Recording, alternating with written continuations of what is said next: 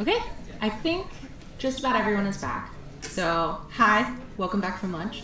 I hope you guys got a chance to get some food and some caffeine, one of my favorite things. So I'm Elizabeth, and we're gonna shift gears a little bit so that we can do some machine learning, not just with kind of domain agnostic data, which is what we focused on this morning, but specifically with neuroimaging data, which I think is really exciting, and I think some of you might also think is really exciting as well.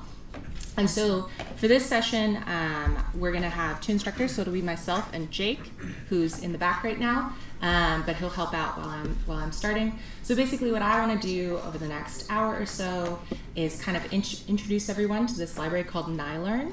So the really lovely thing about NiLearn is that it's written by many of the same people who wrote sklearn, which is the thing that we focused on this morning. So a lot of things will look familiar, but basically what it's designed to do is to make it really, really easy for you to take neuroimaging data and to start machine learning with it. So to get from where we are to there, I'm just going to walk through a little bit about loading NiLearn, what neuroimaging data is, what it looks like, what are some of the unique kind of problems that we face with it, and how we can overcome a lot of those challenges with this software library. So if your screen does not look like this, don't worry, we're going to get you there. So the first thing is if you had a virtual environment that you set up this morning, if you could go ahead and make sure that you're in that environment right now. So for me, I'm gonna move this. Okay, I'm gonna use this terminal here, which is hopefully big enough. And I'm going to be executing a lot of what's in the notebook in terminal just because I really like doing it there, but we'll kind of go back and forth so you can see both sides. So if you're in this virtual environment here, what you want to do is make sure that you have NiLearn. So you can do that with a pip install NiLearn. And for me, it says requirement already satisfied, but for you, it may give just a second to kind of go ahead and get that loaded. So in a notebook environment, once that's loaded, what you'd want to do is the magic that Greg talked about this morning, this matplotlib magic.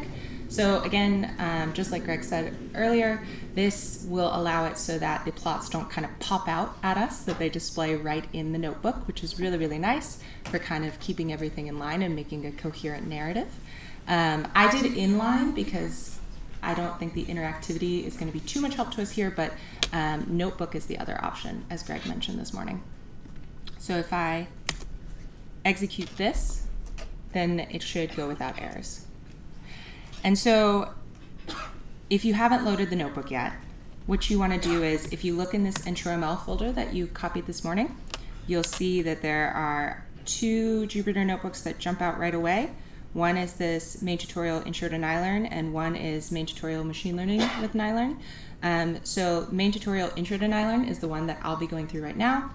And the way that you load it is just by doing Jupyter Notebook main tutorial intro to NiLearn. And I don't type that fast. If you were wondering how all the letters appeared on the screen crazy fast, it's because Python has tab complete, which is a wonderful feature, and I would encourage you to invest in whenever you can. Basically, once you start typing a file name, if you hit tab, it'll try and guess for you what the end of the file name is, and you just keep adding characters until it's pretty sure. So then if you execute this line, you'll see we have this notebook. So everyone should have a notebook now. And just like this morning, we'll do the sticky note system again. If at any point you have a problem, there are tons of people here to help. So just put up a pink sticky note if you have a problem. And then the blue is if I ask you to do something and it goes well. Positive reinforcement's helpful. Okay. Yes, so if you haven't downloaded the data yet, so this was sent out in the course instructions, but it's always good to make sure it's there. So if you go to OSF, we emailed the specific link, so let me just grab it for you. It's called main NiLearn tutorial data. So for you guys, it's going to be this link, which I will copy paste so it's a little bigger.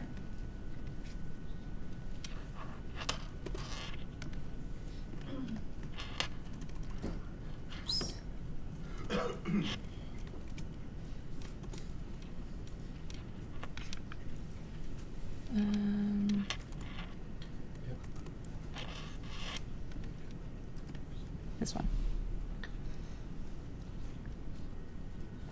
So if you go to this URL, you should see something like this page. Then you can click on, oops, this OSF storage. For you, it might look slightly different because you don't have the same permissions I do. So let me actually open it in a new window so it looks exactly the same.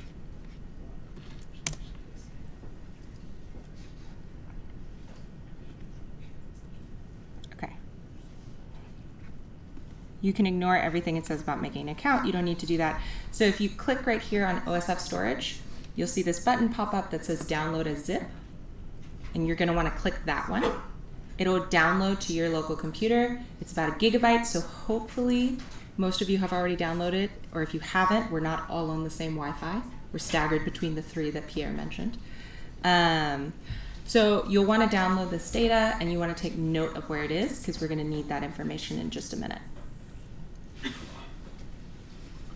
Okay, so we finally get to use the blue stickies. If the data download is done, could you put a blue sticky up? Either you did it before or it's finished.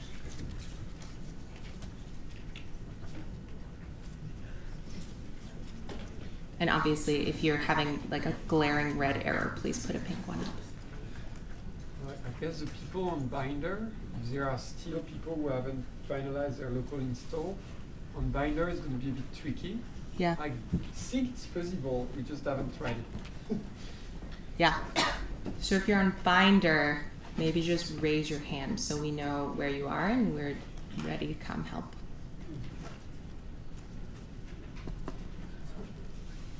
Okay. Binder people are gone. Well, I don't know if she's good, but well, still waiting. Okay, so I see a lot of blue, which is a great feeling, and not yet a lot of pink. Oh, sorry. Yeah, the 90s. Yeah. So yes, sea of blue, looking good. If that changes, just throw up a pink sticky note. Like I said, lots of people here to help. Okay, so let's say for a moment that you do have the data, and let's say for another moment that you were able to get this notebook open. That's what I'm really hoping for right now. If that's not where you are, please put up a pink sticky. And as a reminder, ooh, it got super small. As a reminder, how we got to this notebook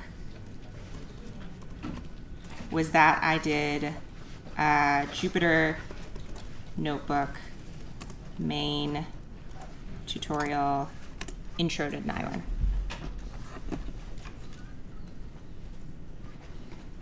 Cool. Okay. Amazing. So, if you go into the notebook, we're going to start with the magic that we talked about and then import Nylon, which is this amazing package that I've promised to introduce you guys to. So if you do a Shift-Enter here, it should execute. You should not get an error. If you do, please put up a pink sticky note because it's hard to introduce a package that you can't get to load. But hopefully, it works okay. So then I'm going to do this thing that Pierre talked about, where I'm going to filter out the warnings. So in this case, I've already run the whole notebook both ways, with and without warnings, and I know that most of the warnings that come up here are just deprecation warnings. They're little things that I would worry about if I were designing new code, but because I'm just going to show you this tutorial today, I don't want to see them. But you know, as we saw in Pierre's last session, if you're writing analyses or if you're kind of like wanting something to be really clean and you want it to maintain, definitely don't do this. This is really good in like a classroom, one day, I just want it to work now setting, but like it's always important to look at warnings, and we'll see that a little bit later. But for now, with all those caveats, I'm going to hide the warnings so you can just execute that cell. Okay. All right. And if you didn't get any problems with doing that, now we can talk about neuroimaging data, which is why we're here. So the first thing I want to say is that neuroimaging data, we're going to talk about kind of the shape that it usually comes in and what it usually looks like, but hopefully most of the neuroimaging data that you work with will also come accompanied by behavioral data of some kind. So Sometimes this will be you ask participants to perform a task while they're in the scanner, and you kind of collect their responses. Or maybe, you don't have participants perform a task in the scanner, but you know something about them, their demographics. So you know age, gender, those sorts of things. And you want to relate that to some feature that you learned from the neuroimaging data. So here, what we need to do is we need to load this behavioral data.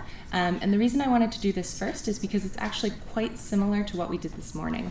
So this morning, when we're thinking about domain agnostic data, one of the things you might have noticed is that most data comes in spreadsheets. And behavioral data is really great in that it also comes in a spreadsheet.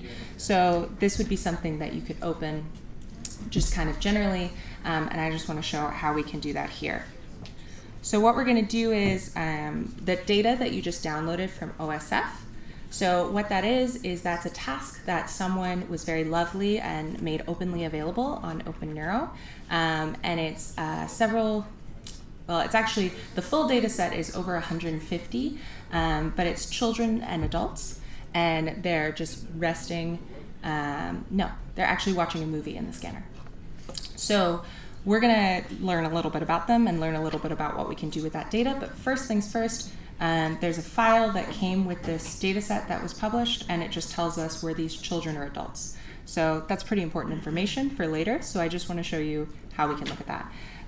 So what we're going to do is we're going to load these two dependencies. One is OS, which is just a standard Python thing that allows you to move around your computer. And the other is pandas. And it's not exactly the cute, cuddly panda, but it's pretty wonderful. It's a really nice way to work with spreadsheet data. That makes a lot of sense if you're familiar with languages like R, or if you've used Excel a few times. This will kind of really relate to your intuition about how this sort of data works, and it makes it really easy to work with it. So I'm importing pandas as PD, which Pierre mentioned earlier is something cool you can do in Python. It also just happens to be a convention that people import pandas as PD, but you could also just say import pandas, and then everywhere I say PD, you would just replace that with pandas. Python gives you that flexibility. Use it responsibly, but it's sometimes nice to follow the conventions here, which is what I'll do. So now, hopefully your data has finished downloading and you know where it is, because that's the next important step here. So this data directory, I've listed a path. I'm not sure if you can see it with the fuzziness, but hopefully you can. And it should also be in your own notebook that you're hopefully running. So for me, this is the path for where that data lives on my personal computer. That data I just downloaded and unzipped from OSF. For you, it's almost certainly in a different place, unless your username is also EM Dupree, in which case we should meet. But basically, what I would like you to do is go ahead and update this path here. So there are a bunch of ways you could do this. One is to just type in if you know exactly where it is. Another is to navigate in the terminal to where you want it to be. So in this case for me, I know that it's in main tutorial, and then I could do, because I'm on a Unix system, I could do pwd, and it would tell me the path. You could also drag and drop from kind of the folder finder. So, no. Sorry, this one. Yeah. So I could drag and drop things in from here to kind of get the path. But whatever way you choose to do it, I just need you to update this path here, or else this will fail. Okay, so can you, everyone, put up a blue when you've updated the path, or pink if you have no idea how to do that? You want a folder, one folder above the actual unzipped folder, right? Yes, I want wherever the data files live.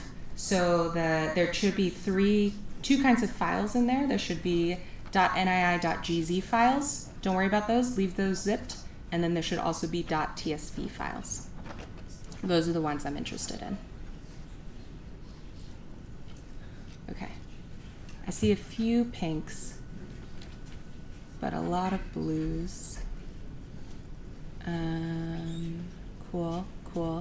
Okay, if you have a pink, just keep it up. Someone will get to you soon. If you have a blue, looking great. So then if you have a blue, you should be able to execute this with Shift-Enter, like we talked about. And then amazingly, we get this really beautiful display of the data. I know, it's great. It's great when it looks lovely. So one thing you may notice, I did this dot head. What that means is it just shows the first 5 values in the spreadsheet. I told you there are over 150 participants in the full spreadsheet. Our subset is about 80, so you would never see 150. But if we get rid of the dot head, now you can scroll and you can see about everybody. This is great. So this is super helpful if you're kind of exploring and need to know a little bit about your data. And again, this data where it comes in a spreadsheet right away is immediately amenable with all the stuff we learned this morning. So if you have this kind of data, this is a really nice way to explore it and get it to sklearn. Okay, but I told you that this is the behavioral data that accompanies neuroimaging. So what about neuroimaging data? So neuroimaging data does not come in spreadsheets. Specifically, I'm going to be talking about MRI data because that's what NiLearn is really, really good for. And so in MRI data, what we usually get off the scanner is called nifty data. Here at the MNI, or here in Montreal, at the MNI in particular, you may also get MINC data. And some NiLearn functions do work on MINC data. So if you have MINC data sitting around, we could play with it, see how far we can push it. But I'm going to talk about nifty data since there's a little bit more of that in the world right now. So what is nifty data? So nifty is this one particular way that we can store neuroimaging data, which are these literal pictures of the brain. And basically there are 3 attributes of them that are important to us. One is the data itself. So these are the values at every voxel, or you can think of them as 3D pixel in our image. And this tells us, what is the activation during the task, or what is the connectivity. It depends on what kind of data you collect, but these are really kind of the meat of what we want, is this data attribute. There's also something called an affine, which tells us how this data relates to the coordinate system of the real world. Right? So when you have someone in a scanner, you're acquiring them while they're laying down, but you could also think about them, standing up, and then you could think about them in radiological convention where the doctor's looking down on them, or as a person looking from their feet. There are tons of ways that you could think about how to display this data in the world. And the affine is critical because it tells you which way this data is displayed. And one thing that's really important is if you're doing machine learning and you're using neuroimaging data from a couple different places or a couple different acquisitions, it's really important that your affines are all the same. Yeah? Is this voxel to world coordinates, or is it another? No, it's voxel to world. Yeah. Good question. Yeah, oh, also, that brings up a great point. Just stop me. If you have questions, just raise your hand. And we'll hopefully get them sorted. Okay, great. So yes, so it's voxel to world, and it is really important to make sure that that's all the same across your different acquisitions. And like Pierre was saying earlier about the importance of pre-processing, this is something that pre-processing will really help you with. So NiLearn doesn't handle the sort of basic pre-processing that we think of as necessary for MRI images. It picks up after that and does all the great stuff that makes machine learning possible. So hoping you've normalized to a template if you need to, and those sorts of things. The final thing is the header, and the header tells you some really important attributes about the image. For example, it'll tell you, how many voxels are in every dimension, so kind of what's the dimensionality of the image. It'll tell you how often pictures were acquired in the MRI sequence, so what's the time to repetition, or kind of the time resolution of the image. So these are things that can be really important when you're starting to think about how to translate your model and what your model's really telling you. So it's really good to know that the nifty has all these kinds of information in it. So the other thing, which may or may not come up for you, is there are 2 different kinds of nifty data that you can have, and nifty's a little bit flexible in this way. So you can have a 3D nifty, which is just one nifty in time, so it's one brain picture. But you could also have a 4D nifty, so it's multiple pictures in time, and the 4th axis is time. And it's important to know which one you have, because some functions will work on one and some functions will work on the other, because you're giving it 2 different kinds of data as to whether there's a time axis or not. So the nice thing is NiLearn will let you work with all of these kinds of data. You just need to know what you have going in. And so we'll show how to do a couple quick sanity checks and how to get those things loaded. All right, so this is pretty cool. We can actually start looking at data. So you'll notice throughout that I have links in here. This links out to the NYLEARN documentation because it's so lovely. I would really encourage you to go ahead and explore it when you get some time after this. What I'm basically doing here is walking you through what I think are some of the most helpful parts for getting started, but there's tons and tons to go off of. So definitely this is a great resource moving forward. So what are we gonna do? Let's go ahead and start looking at images because I've promised you that neuroimaging looks like an image. So what we're gonna do here is we're gonna, from NYLEARN, that import that should have worked earlier, we're now gonna import data sets. So these are some data sets that just ship with NYLEARN because they're super useful generally. And then we're gonna load this MNI 152 file path. So this is a template that was actually made here in Montreal at the MNI a number of years ago. And we're just gonna load and plot this template. So if you hit Shift Enter on the cell, it'll say, hopefully, that there's a path to your MNI template. So that means that it has the MNI template locally for you, and it's something that we can access and work with. And one thing that's pretty cool is that this is really just a string. So if you want to plot your own image, you can just replace the next little thing we're going to do with your own file path. So you can plot anything. That's a nifty that you have. Maybe a Mink file. We should try. Okay. So from NYLEARN, I'm going to import plotting, and then I'm going to plot the image. And it's a brain, which is super exciting. That's actually the MNI template I was talking about. Yeah? That's the average of many frames. Yeah. Show them view image. I know. You're ruining the surprise, Greg. So, okay, there's a surprise. The surprise is that this is super cool. We can see this image, it looks awesome, looks the average of many brains, pretty cool. So what if I want to click around? I can't, which is kind of a bummer. But thanks to Pierre, like a month ago, if you switch plot image for view image, now you get a JavaScript viewer. So this will work not only in your notebook, but also in a regular terminal instance. And now I can click around and look at this brain. So thank you, Pierre. So yeah, so this is pretty cool, right? Another thing, if you're having an error here, if it's saying view image doesn't exist, you probably don't have the most recent NYLEARN. So if you could, you want to upgrade your NYLEARN installation. This would be a great time to do that. And if you run into troubles with that, just throw up a pink sticky or a hand or something. Okay, so this is awesome. We can see a brain. And maybe if you have a Nifty on disk, you can replace this with a string to your own Nifty, your own favorite Nifty. This is pretty cool. So what if we want to do more than just view the brain though, right? So I've promised you that we're going to get to stuff where we can start to kind of work with the data. So first things first, because NYLEARN is so powerful, not only can we view the image, but we can also kind of manipulate it in different ways. So I'm going to import image, and I'm going to smooth the image. So what this means is I'm just going to take a Gaussian kernel and kind of roll over the image and make it a little more smooth, lose a bunch of the features that we had found. So here again, I'm just putting this string, which is the file path that we showed earlier, up here.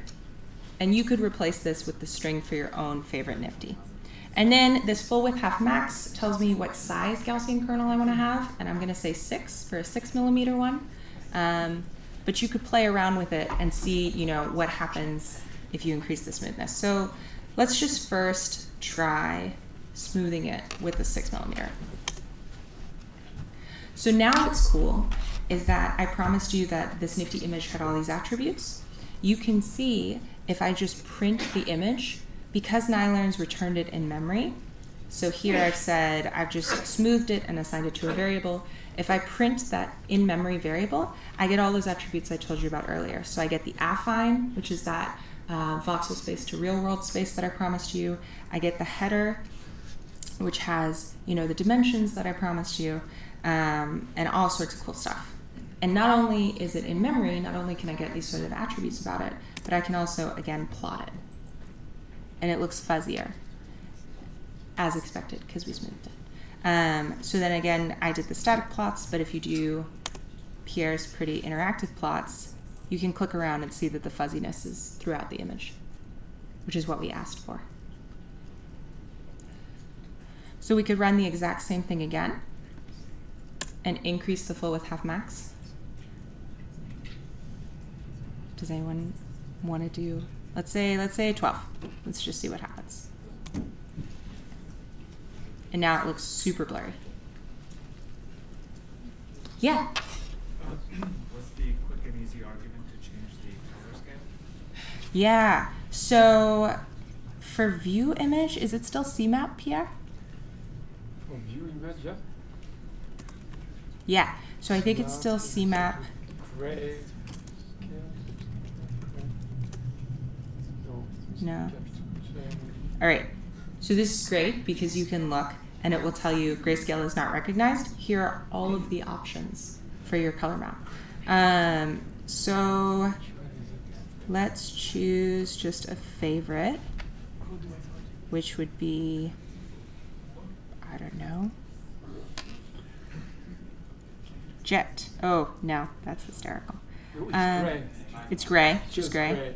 J-R-A-Y, yeah. Sorry about that. No.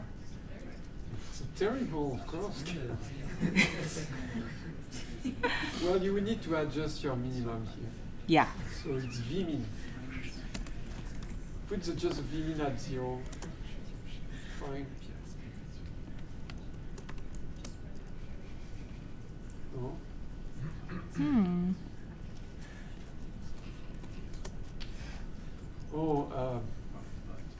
I mean, you're getting into the weeds here, so you need to type symmetric CMAP equals false. Okay. Because by default, yes, it that's right. Symmetric scale, so it ignores your Vmin actually. Okay. So I'm going to type this just for proof of concept, but then I'm going to make like a point. So we get to see the nice image. Yay. Okay. So if you don't have a Pierre right next to you on the stairs, how you would learn about these things is if you go, so in the Jupyter Notebook, this is really nice, and it's also true in IPython. You do question mark, and then the function that we're calling is this plotting.viewImage. And then we execute that, and it'll pull up, we can even pop it out. It'll pull up this little lovely docstring, which tells us everything we could want to know. So it tells us all of the different parameters and what they mean, and then it'll tell us what to expect when it comes back out. So this is really helpful if you don't have a Pierre, and it's also just really helpful in general for me when I forget things all the time. Okay, cool. So, all right, sorry, so just to recap. So what we did is we had this image, which was just a file path. We loaded it in memory and smoothed the in-memory object. Then we could plot the in-memory object. And then what's awesome about Nylearn is you can even save the in-memory object. So we can say, I've manipulated this file, and now I want it on my disk, so I can call it later, do more stuff to it. So what you do here is you just take this object that we created, the smooth and at image, you say to file name and the name of the file where you want it saved. So here it would save it in our current working directory, and we're just going to print out what that current working directory is so you can see exactly where it is. Of course, if you wanted it to save somewhere else, you would just specify the directory where it saves right beforehand.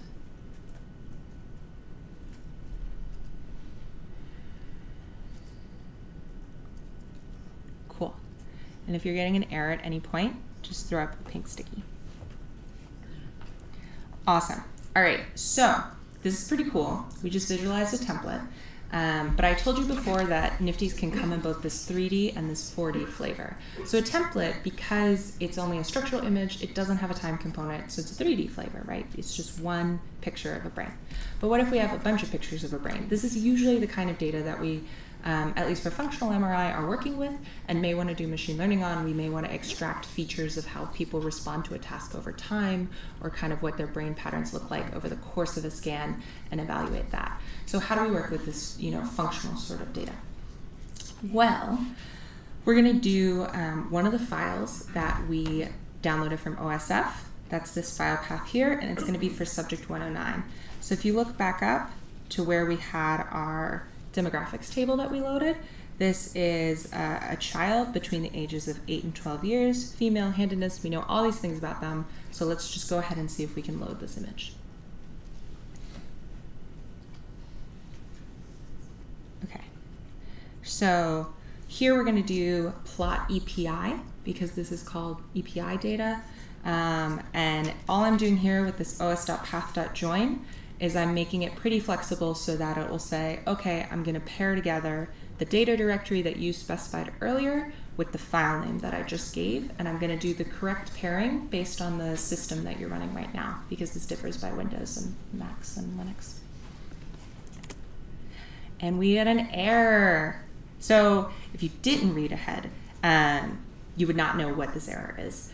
But the reason I had this error in here is because I've often found that working with libraries for the first time, when you get errors like these, where it's like so much red text and green and blue, it's super overwhelming. And it's just like, what on earth just happened? But what's really nice about these well-developed libraries like NiLearn and sklearn is, if you just persist to the bottom of the error message, they're always super readable errors. So here, if we go all the way down, it just is telling us the input data is the wrong dimensions. So it wanted a 3D image and we supplied a 4D image, which is pretty cool that we can actually and it even links us nicely to where we should go in the docs to learn about this. So this is awesome. So basically just the point here is error messages are long and way too colored, but often have very helpful information in them. So definitely make sure to explore those. So we can fix that. We can change our 4D image into a 3D image. So there are lots of ways we could do this. We could sub-select the 4D image. We could only plot one volume. But what I'm going to do is take an average over the whole time series. And there may be times in machine learning when you want to do this, when you want to say, okay, I want the average volume, and I'm going to use that to predict some feature of interest. So it's good to know how to do it. So here in NiLearn, it's super easy. You do this function called mean image, which they've created for you. And here all I'm doing is nesting a couple of functions. So this is joining based on your operating system, the data directory you supplied earlier, and the file name we just supplied. Then it's using mean image to create a mean image for that file. And then we're going to plot that image with Pierre's view image in NiLearn. So it's just three things kind of all stacked together in one really nice one-liner. And if you execute that, you can see some MRI data on a brain.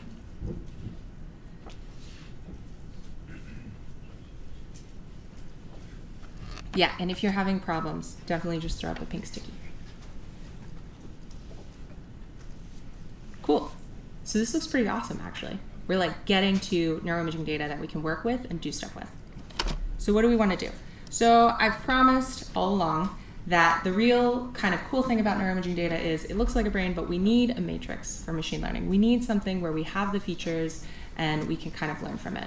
So how do we get from our really pretty picture to a matrix? This is where NiLearn is amazing.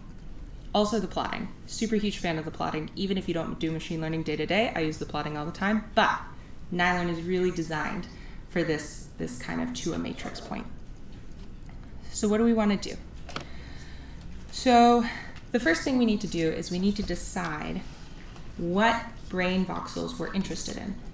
So you could be interested in the whole brain, or you could have a region of interest that you're particularly interested in. So a lot of people I know are interested in the hippocampus. It's a structure involved in memory. Maybe you suspect that signals in the hippocampus would have more predictive power, and so that's where you're targeting. This is totally up to you, depends on the question, depends on what you're predicting. But NiLearn makes it really easy once you have your mask to extract signals from it. So here I'm going to use something else that's shipped with NiLearn. So if you remember earlier when we did datasets MNI file path, I'm going to do datasets MNI brain mask. So here I'm going to say I'm just interested in the whole brain and the signals from the whole brain. And I'm actually going to plot what this brain mask looks like so everyone can just kind of get an idea of what I'm talking about. So it's the whole brain. So here what you see is in blue. Whoops. What you see is in blue, you can see the brain mask that we've identified. Okay, so now what? So Nylon has this really cool object called a nifty masker. And basically what this does is it says, give me your fMRI data, give me a mask, and I'm going to extract the data from that mask and put it really nicely for you into an array. And there are a couple other cool things you can do with nifty maskers. So what I'm going to do here is standardize the features that we extract, because this can be really important for a lot of machine learning algorithms, is that your features are standardized, and this just does it right in for you. And then I'm going to return the masker. So I haven't yet applied it to the fMRI image. I've just created this idea of a masker, and I can look and see exactly what it would do for me. So if I apply this nifty masker to an fMRI image, it's not going to detrend the image, it's not going to high pass or low pass the image. These are the sorts of things that are really important decisions that you need to make based on your data. So it's great to look at the defaults here and see what's really being done. But for us, the only thing I really wanted to do was to standardize it. Okay, cool, awesome. All right, so now, just like we talked about this morning, where we have a method and then we can fit it, we're going to fit this masker. We're going to use a fit transform, and we're going to give it our fMRI file using the same os.path.join, where it's just looking in our data directory for that file. And then we're going to see what we get back.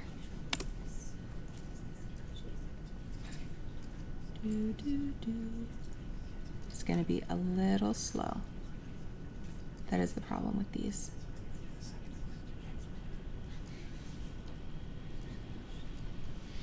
Especially because I have a big mask.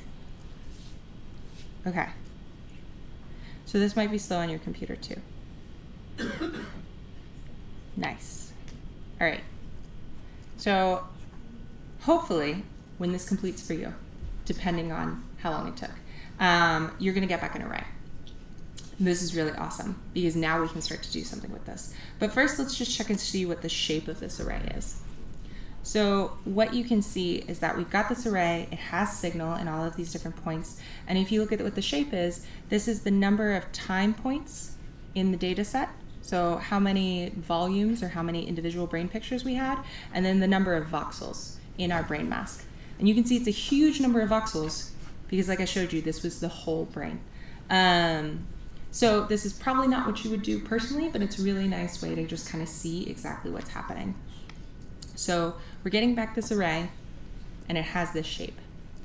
So another way to think about it is to just kind of look at what could be happening. So here is if we look at it. So we have our 4D data, and you can break them up into little 3D volumes. So these are each of the blocks in the top part. Then we say, what is our region of interest? You know, what kind of mask are we interested in? So in our case, again, I did the whole brain. You could do the hippocampus, you could do the amygdala, you could do anything you're interested in at all. And you just put a mask right on top of each of those little blocks, and you say, these are the regions that I'm interested in. And then once you've done that, Nylern, essentially behind the scenes, is converting that into a samples by feature array. And how it's doing that is it's overlaying a 3D grid on this image where it's only selecting from the ones that are pink, and it's converting those for you. And this is great because a samples by features array is exactly what sklearn would like to work with. So this makes it really easy to kind of transition this neuroimaging data into machine learning. But we can do lots of other cool things, right? So maybe what we want to do is kind of look at the time series. So here I'm just going to sub-select 3 voxels just by kind of slicing this array, because really this array that you get back is what's called a NumPy array. So this is a very, very flexible Python object. You can do all sorts of things with it. So you can slice it, sub-select it. So what I'm going to do is I'm going to, only plot 145 volumes in the time series from the first 3 voxels. See what those look like. So we can kind of see how the signal in these 3 voxels is varying over this time period. Which, it's not flat. The person was alive. This is a good sign. And then we can start to ask really interesting questions. So maybe the next question is, what if I don't have one region of interest? What if I'm not interested just in one structure, but instead I'm interested in the whole brain? And in particular, something that comes up a lot is that what if I'm interested in kind of looking at the connections between different brain regions? So what we can do here is we can use what's called a parcellation. So there are lots of people in the world who've spent a lot of energy developing these parcellations. Some of them are here. And we're actually going to use one of Pierre's parcellations to kind of look at this data and see how we can extract signals from all of these different regions. Sebastian. Yes. Yes. Pierre and Sebastian. Yeah. Sebastian. Yeah. Yes. The Basque one. Yeah, so we're going to use the Basque parcellation. So Nylon ships with this, which is really great. So again, we're going to do this datasets, fetch, atlas, Basque multi-scale, and we're going to assign that to multi-scale.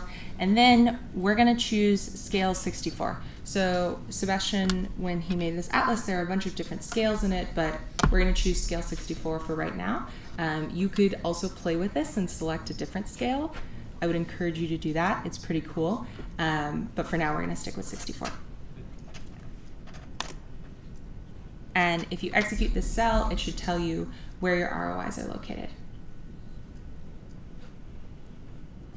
Okay, cool.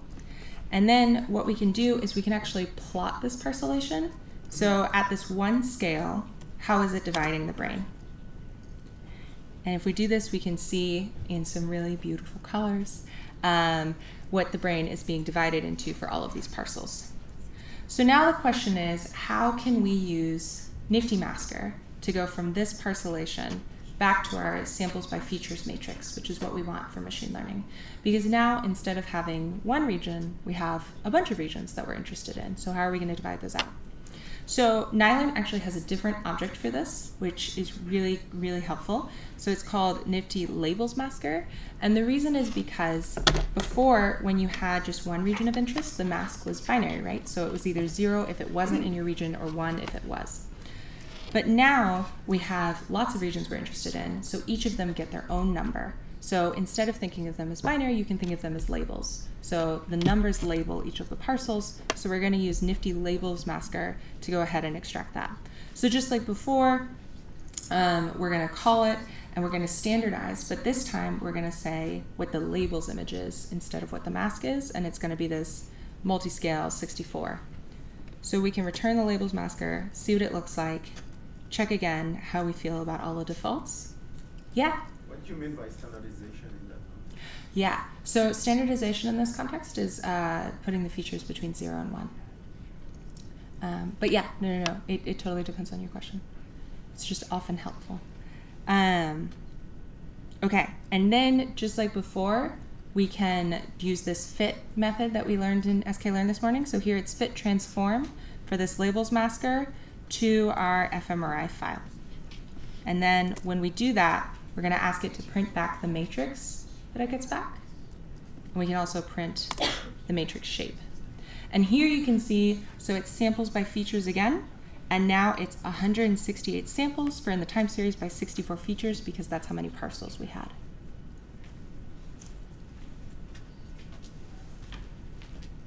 Anyone have any questions? Yeah. So basically now you have these 64 regions. Exactly. The whole brain. That's these regions are now averaged, or like what is the average of those pixel voxels, or? Yeah. No, that's a great question. So I believe that they're averaged, but we can check that. Let's see how we would do that.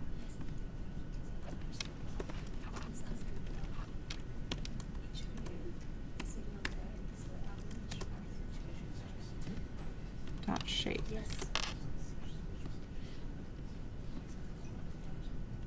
Okay. No. So, yeah. Yeah. That's what I think we're seeing. I think you just have the average per region, Yep. average signal, and I think it's z'ified. So it gets a zero mean. Yep, and that's the unified. standardizing. Yeah. Yeah. Yep.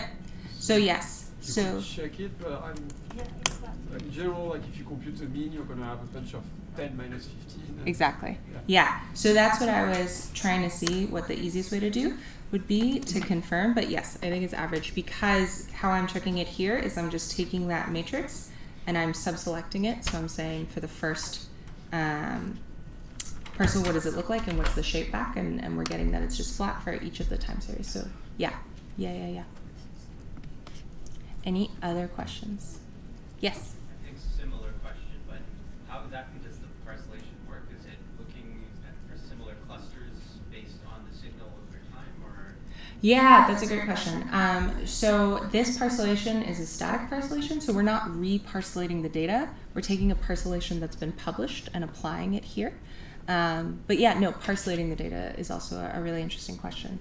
There's lots of methods readily available in Nylon to do it fairly fast, but this one was pre-computed when we just downloaded it. Basically, it's an atlas. Yeah. Yes, absolutely. So how's it different from the mask that was being used before? Yeah.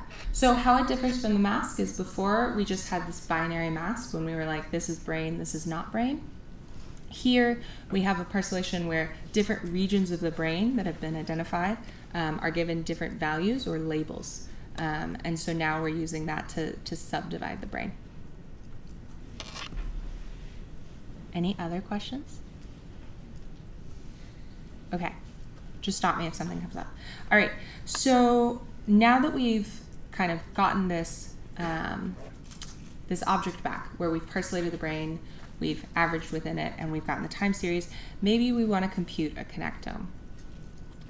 So what a connectome is it's looking at what we think might be connections, but really it's statistical dependency within these different parcels. So what we're going to do is Nylon really nicely has this whole module called connectome, and we're going to do connectivity measure, and we're going to say we're interested in correlation. So we're going to use correlation as our measure of statistical dependency to see how the different parcel time series relate to one another. And just like before with the masker objects, we can return it, learn a little bit about it, and you can see whether or not we can do things like discard the diagonal or vectorize it. But then what we're going to do is we're going to do another fit transform with the fMRI matrix that we got back up here. So this is the fMRI matrix from the parcellation. And now we get back a correlation matrix. So this is pretty cool because what you can do is we can go ahead and plot that correlation matrix and see what it looks like. Ta-da! So this is pretty cool. This is a correlation matrix. This is the stuff in papers. So one catch. I would not publish this correlation matrix. And the reason is we haven't talked about confounds. So what are confounds? So in fMRI, we're acquiring a fundamentally noisy signal. So there's a lot happening in a person, right? You're breathing, your heart is beating, your head may move from time to time. MRI hates all of that. So we can't stop that. We need that to happen. So what do? We have to know that these things exist, measure them, and try and correct for them in some way. And so that's what a confound file is trying to do. It allows us to kind of make for these sorts of corrections.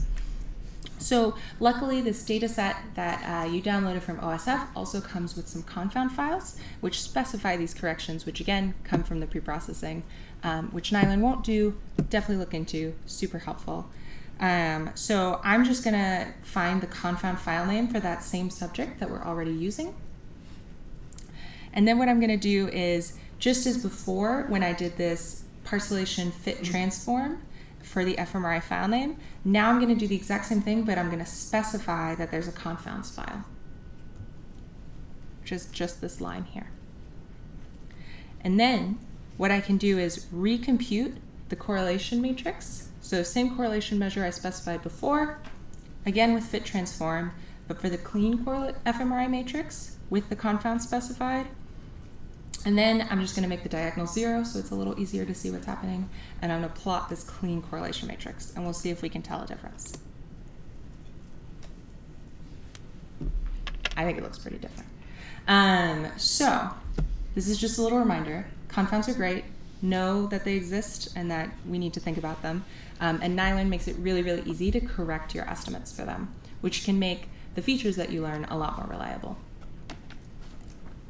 Okay, so the next thing I want to do really quickly is, just like before we saw that this connectivity measure, when I said correlation, I showed you there were a couple options which I wasn't choosing. So 2 of those were vectorize and discard diagonal. So if you look at this correlation matrix, one thing you may notice if you look closely is that it's actually symmetrical. So on the diagonal, both of the sides of the triangles have equivalent information. So there's a lot of redundant information in here. So maybe when we take this information and we put it in our classifier, we don't want this redundant information. So Nylearn makes it really easy to kind of get rid of the redundancies and to only retain the unique information in the correlation matrix. So how we do that is this connectivity measure class that we specified earlier, where I said correlation. 2 of the other arguments I showed were vectorize and discard diagonal. We're going to set both of those to true now. And then we're going to go ahead and do, for this vectorized correlation, our favorite method, which is fitting. So we're going to fit transform again on the clean fMRI matrix. This is the one without confounds. And then we're going to check the shape. Okay, so pop quiz. Why is this value not 64 times 664, which I think we figured out was 4096? Yeah? Because we removed half of the matrix. Yeah, so we removed half of the matrix, but then if you just divide 4096 by 2, it doesn't match up exactly. Yep, because we removed the diagonal too. Yeah. So this is just a really good sanity check. I do this all the time myself to make sure my matrices are lining up right. But yeah, so what's happening is we removed half of the matrix, but then that still leaves half the diagonal, right? And so then you need to remove that half the diagonal and you'll get this number, which is pretty cool. Okay, the last thing I want to do before Jake takes over is I want to show you that not only can we compute these and see them in a beautiful matrix form, but we can also project them back onto the brain, which will be really important once we learn valuable features to know where they are in the brain. So here what I'm going to do is, for the same parcellation that we've been using, this multi-scale, scale 64, I'm going to find the coordinates that make up each of the parcels so I know where in the brain they live. And then I'm just going to take my clean correlation matrix and I'm going to view the connectome. I think that looks pretty cool. So what we can do here is, this is a brain. I can change the view. I can look around and see exactly what's happening here. And then maybe this is too much. So if I look at the documentation, it'll tell me I can put in a threshold.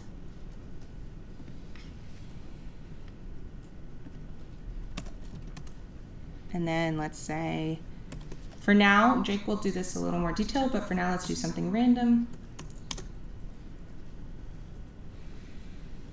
And you can see exactly where these things are in the brain, which is really pretty cool. So this will all be really, really helpful because now we know how to extract features, we know how to visualize them, we know how to make sure they're clean from confounds, and now we can start doing some machine learning with these features, and link together all the pieces from this morning. Does anyone have any questions?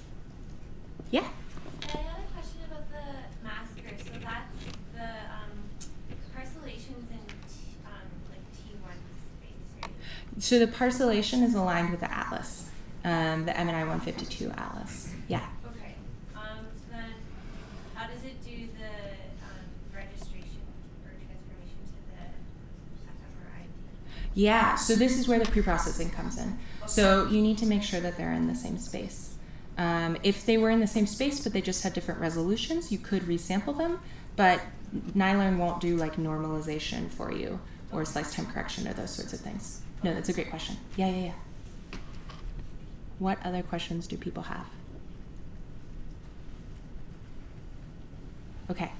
Well, if it, oh yeah. Can you be more precise about what confound is doing? Like it's filtering like a regular. Yeah. So it's regressing out those confounds because they're considered of no interest. Do you mean like where the confounds are generated, or do you mean? What is it doing? Like what is it? Yes. Yeah. Okay. Yeah. So it's regressing them out from the time series. There are many strategies you could take for doing that, but this regression is usually the most common one. How are they recorded in the pre-processing?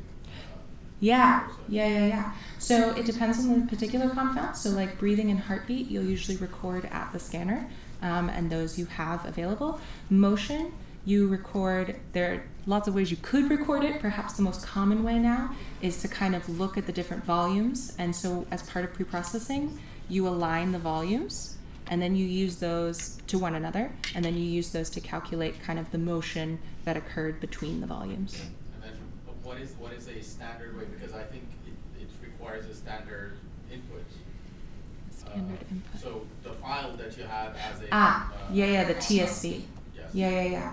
It is generated through a particular protocol, or so in this case, it was generated through fMRI prep, which is a pipeline that's pretty common nowadays, relatively new, but shockingly common in fMRI. But yes, you just need a TSV, and each column needs to represent the different compounds. But we can open that TSV and kind of explore it just to see. With the text editor, can we see it with the text editor? Yes, yeah. We can do that. So let me just show you really quickly what it looks like.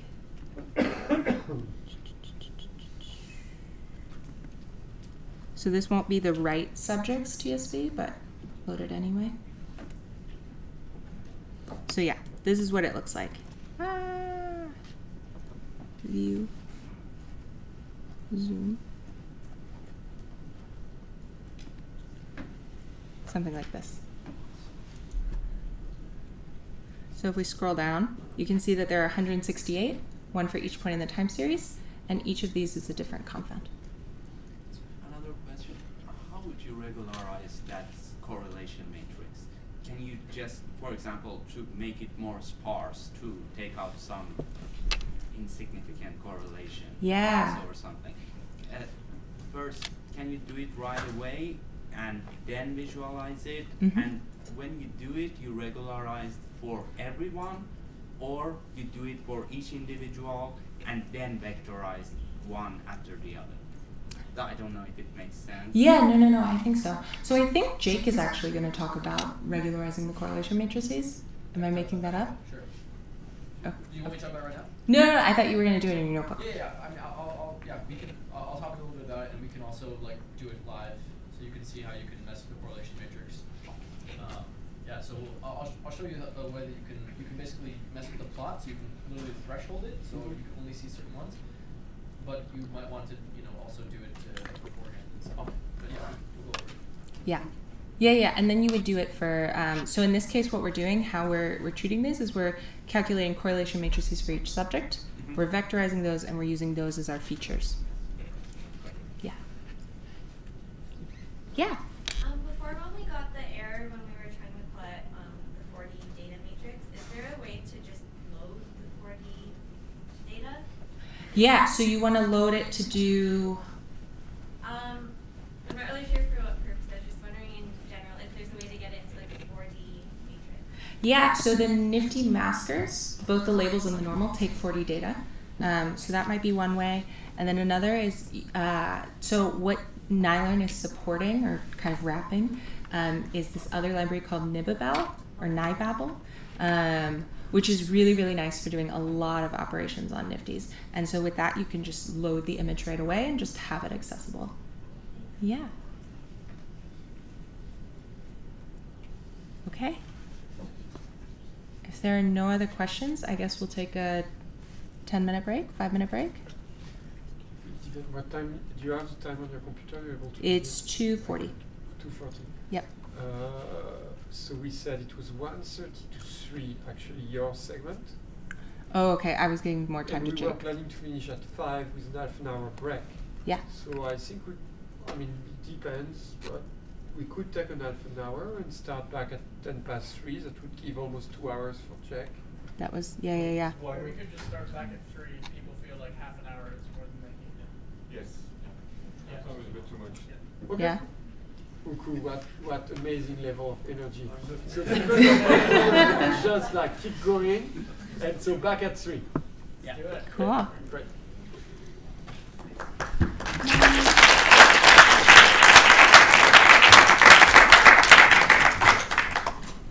Sorry.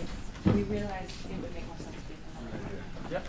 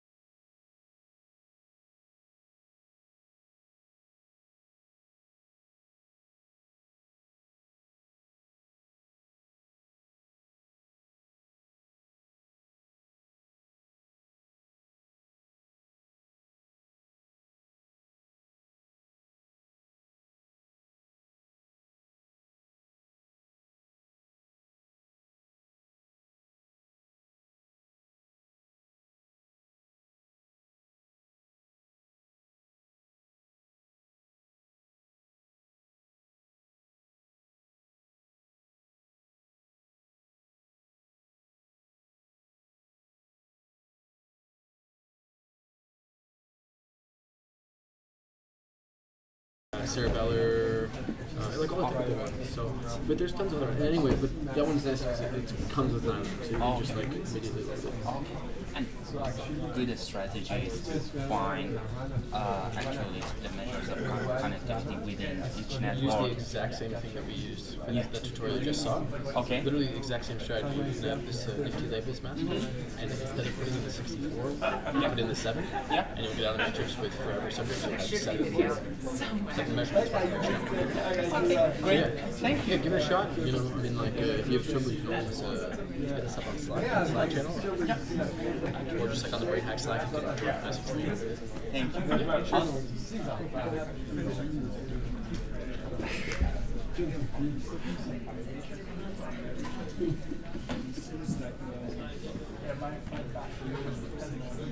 Traveling oh wow.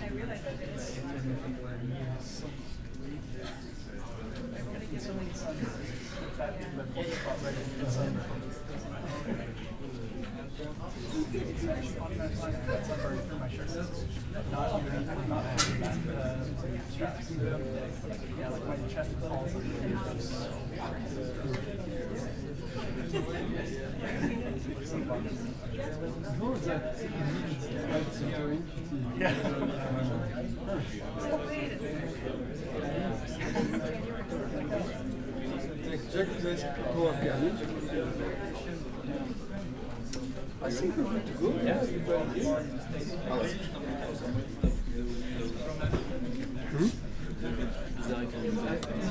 fait, il y a un des trucs, il y avait des dessins, on avait une vidéo de Alrighty, I think we're gonna get started with the final tutorial. I'm not sure if there are people still coming or if we've gotten some attrition here.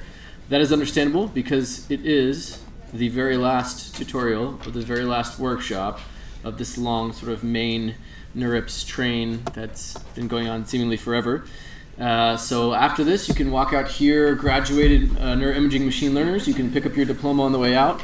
And go to Open Science Beer. And yes, and celebrate your diploma with a beer at the Open Science Beer, which is at McCarroll's, which is a 5-minute walk from here.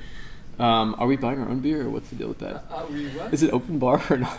No. Okay, not open bar. But let me tell you, the prices are really reasonable. But are we starting early if we finish early? We might finish early. We'll see. This is a very smart move. Jake, that's a lot of pressure. I do like beer, so. You were the last thing standing between us and the Oh, don't say it like that. I'm just saying. And the diploma, which by the way doesn't exist, but it exists up here, right? Okay, so we'll see where we're at, and maybe if we finish early, we can go for beers early. But you're all invited, and we hope you come. Okay, so right, so earlier in the morning you learned how to do machine learning with scikit-learn. A lot of basic stuff. You learned a lot about like cross-validation and putting together your models, and then you just learned how to use NiLearn to sort of interact with your imaging data and bring that data down to small matrices that you can do machine learning on. Thanks to some really amazing presentations by Pierre and Greg and Elizabeth. So now what we're going to do as the last thing to sort of wrap up this day is kind of put it all together. We're going to take a whole bunch of fMRI images and we're going to distill them down to simple vectors or matrices, and we're going to do a real life machine learning problem. And this is a kind of exciting thing because this is an actual data set that was posted by some benevolent people and has been put on Open Neuro. So it was just there. It's a data set of young children and adults. It's basically a resting state data set, but they were watching like a kind of hallucinatory movie to keep them focused. But it's mostly a resting state data. And we just picked it up and said, hey, can we do some sort of age prediction thing on this data set? And well, we'll see together if it works or not. But this is we're hoping that some version of this tutorial that you're going to go through now will actually eventually end up on the NiLearn website as like an official tutorial. So you're kind of like trying it out. So it'll be exciting. So we'll get started with that. So ideally, so this is the second notebook, right? So if you have your sort of Jupyter notebook set up open. Sorry, it's a little hard to see here. It would be this second one that says main tutorial, machine learning with Nylearn. So hopefully you guys all have that open. If not, just as a reminder, you'll sort of go into your command prompt or your terminal. If you happen to have a virtual environment, I do, you would sort of go into your virtual environment. So here, I'm at the bottom there. I don't know if you could see. I'm saying source activate Nylearn tutorial, and I wait a while, and that would take me into my virtual environment, and from there I can open my Jupyter Notebook. Is there anyone, just as before, we're going to continue to use these brilliant colored pads there that you guys have, and so if you have an issue, if you don't have the notebook open or you can't figure out how to do it, just put the pink post-it note up so our TAs can see and come to the rescue. So now that I'm open, if I just do, if I'm making sure I'm inside my Intro to Machine Learning directory, which I am, I can just simply do Jupyter Notebook, hopefully spell it correctly, use tab complete, my new skill, and open the correct tutorial.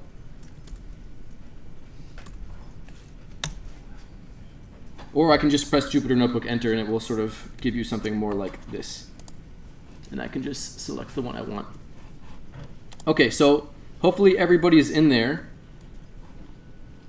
Now it's opening another one.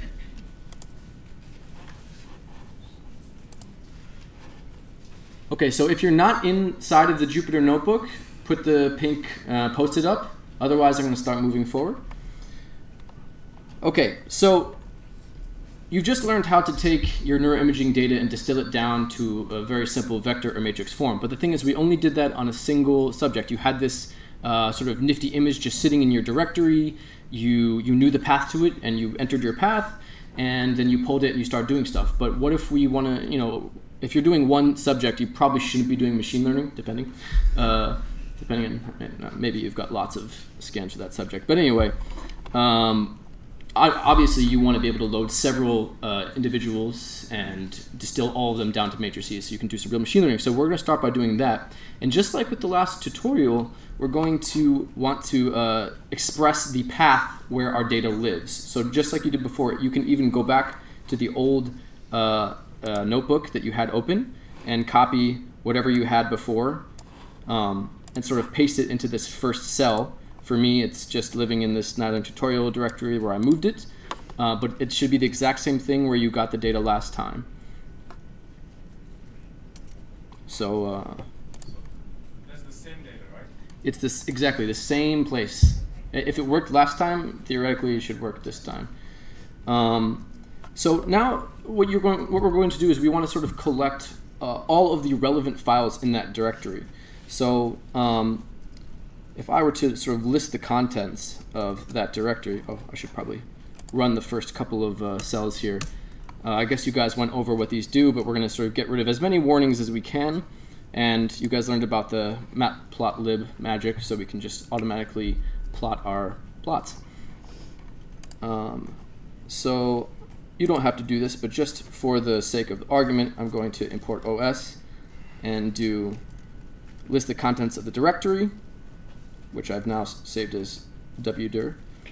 And this is the same thing as if I were to do ls inside of my terminal. And you can see that there's all of these .tsv files, they're regressors, we'll need them later, and we also have these .nifty.gz files. And those are the ones we're after. So we want to sort of collect all of these relevant paths into a simple container or list that we can pass to things later on in Python. So the way we're going to do that is with one of my favorite tools in Python, and probably the first one of the first ones I've ever learned, which is glob. It's called glob. And what glob does is it lets you put like a search string, and the computer will sort of search where you said to look, and it will pull everything back that basically matches your search string. So I'll show you how that works. So here, first I'm going to not run these quite yet here. Whoops, that's not the button I wanted to press.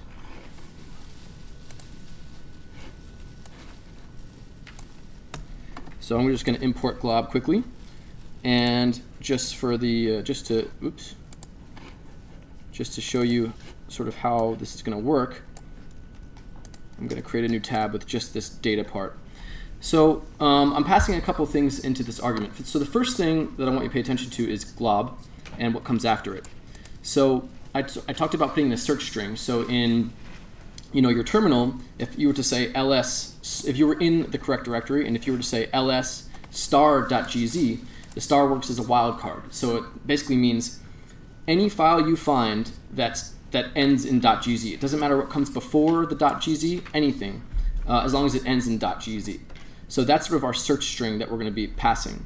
But obviously, maybe it doesn't know if we're in the right directory, so we're using this, something I think we used earlier, which is os.path.join, that just basically appends the directory that we expressed here with this star.gz. So what it's going to look for is basically everything in this directory that ends in .gz. So glob will do that, but it doesn't necessarily return everything in order, so we're just putting this sorted on the front of it, and that makes sure that what comes back is sorted alphabetically, essentially, or numerically, as the case may be. So if I just were to run that cell, apparently I didn't run, oh, sorry.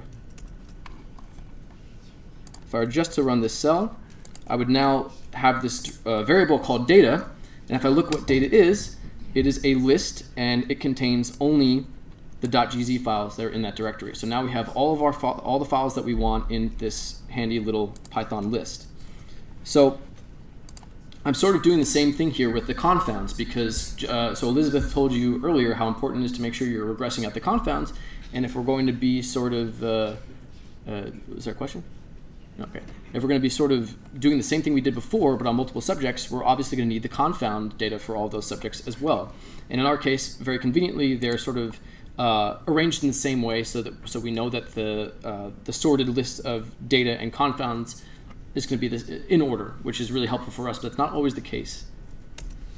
So now we have these two lists, data and confounds. So here's the first item in data, and we'll look at the first item in confounds, and they both seem to be pointing to the same subject, 001.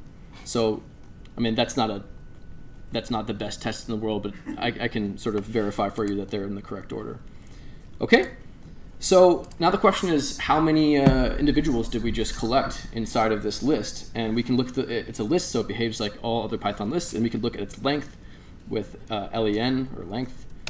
And you should have 83 files. If you have more than 83 files or less than 83 files, there's probably something amiss, and you might want to dig in and get your pink notepad there, or sticky note.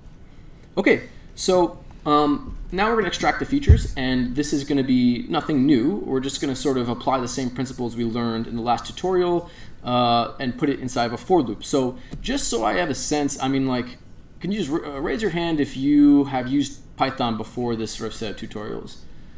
Okay, cool. And independently of whether you use Python, have you used something, some programming language where you've executed a for loop? Okay, almost everyone. So I won't spend too much time on how this works. Otherwise, I guess you guys would be really bored. And not to say that the for loop is the solution for everything, because it's not. Sometimes it can be a little slow, but here we're going to implement it because it's very simple to understand, right? So here I'm just saying print every sort of item from 1 to 10, or from 0 to 9, actually, in this case. And I'm putting it inside of a for loop.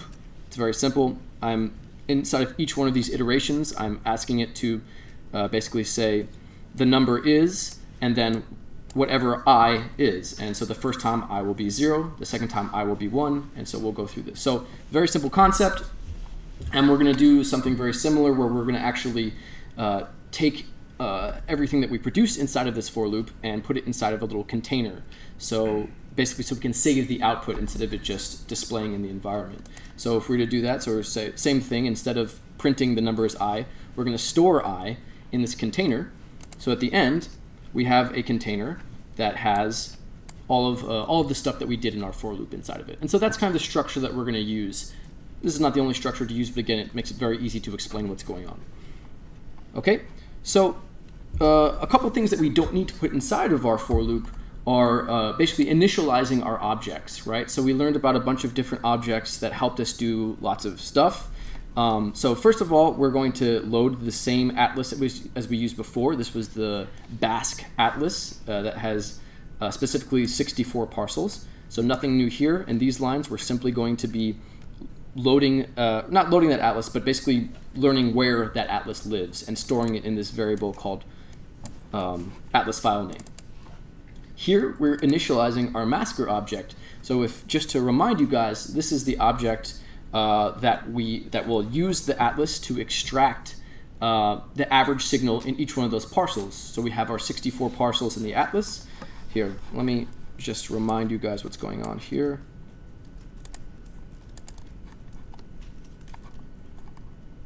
Oh yeah.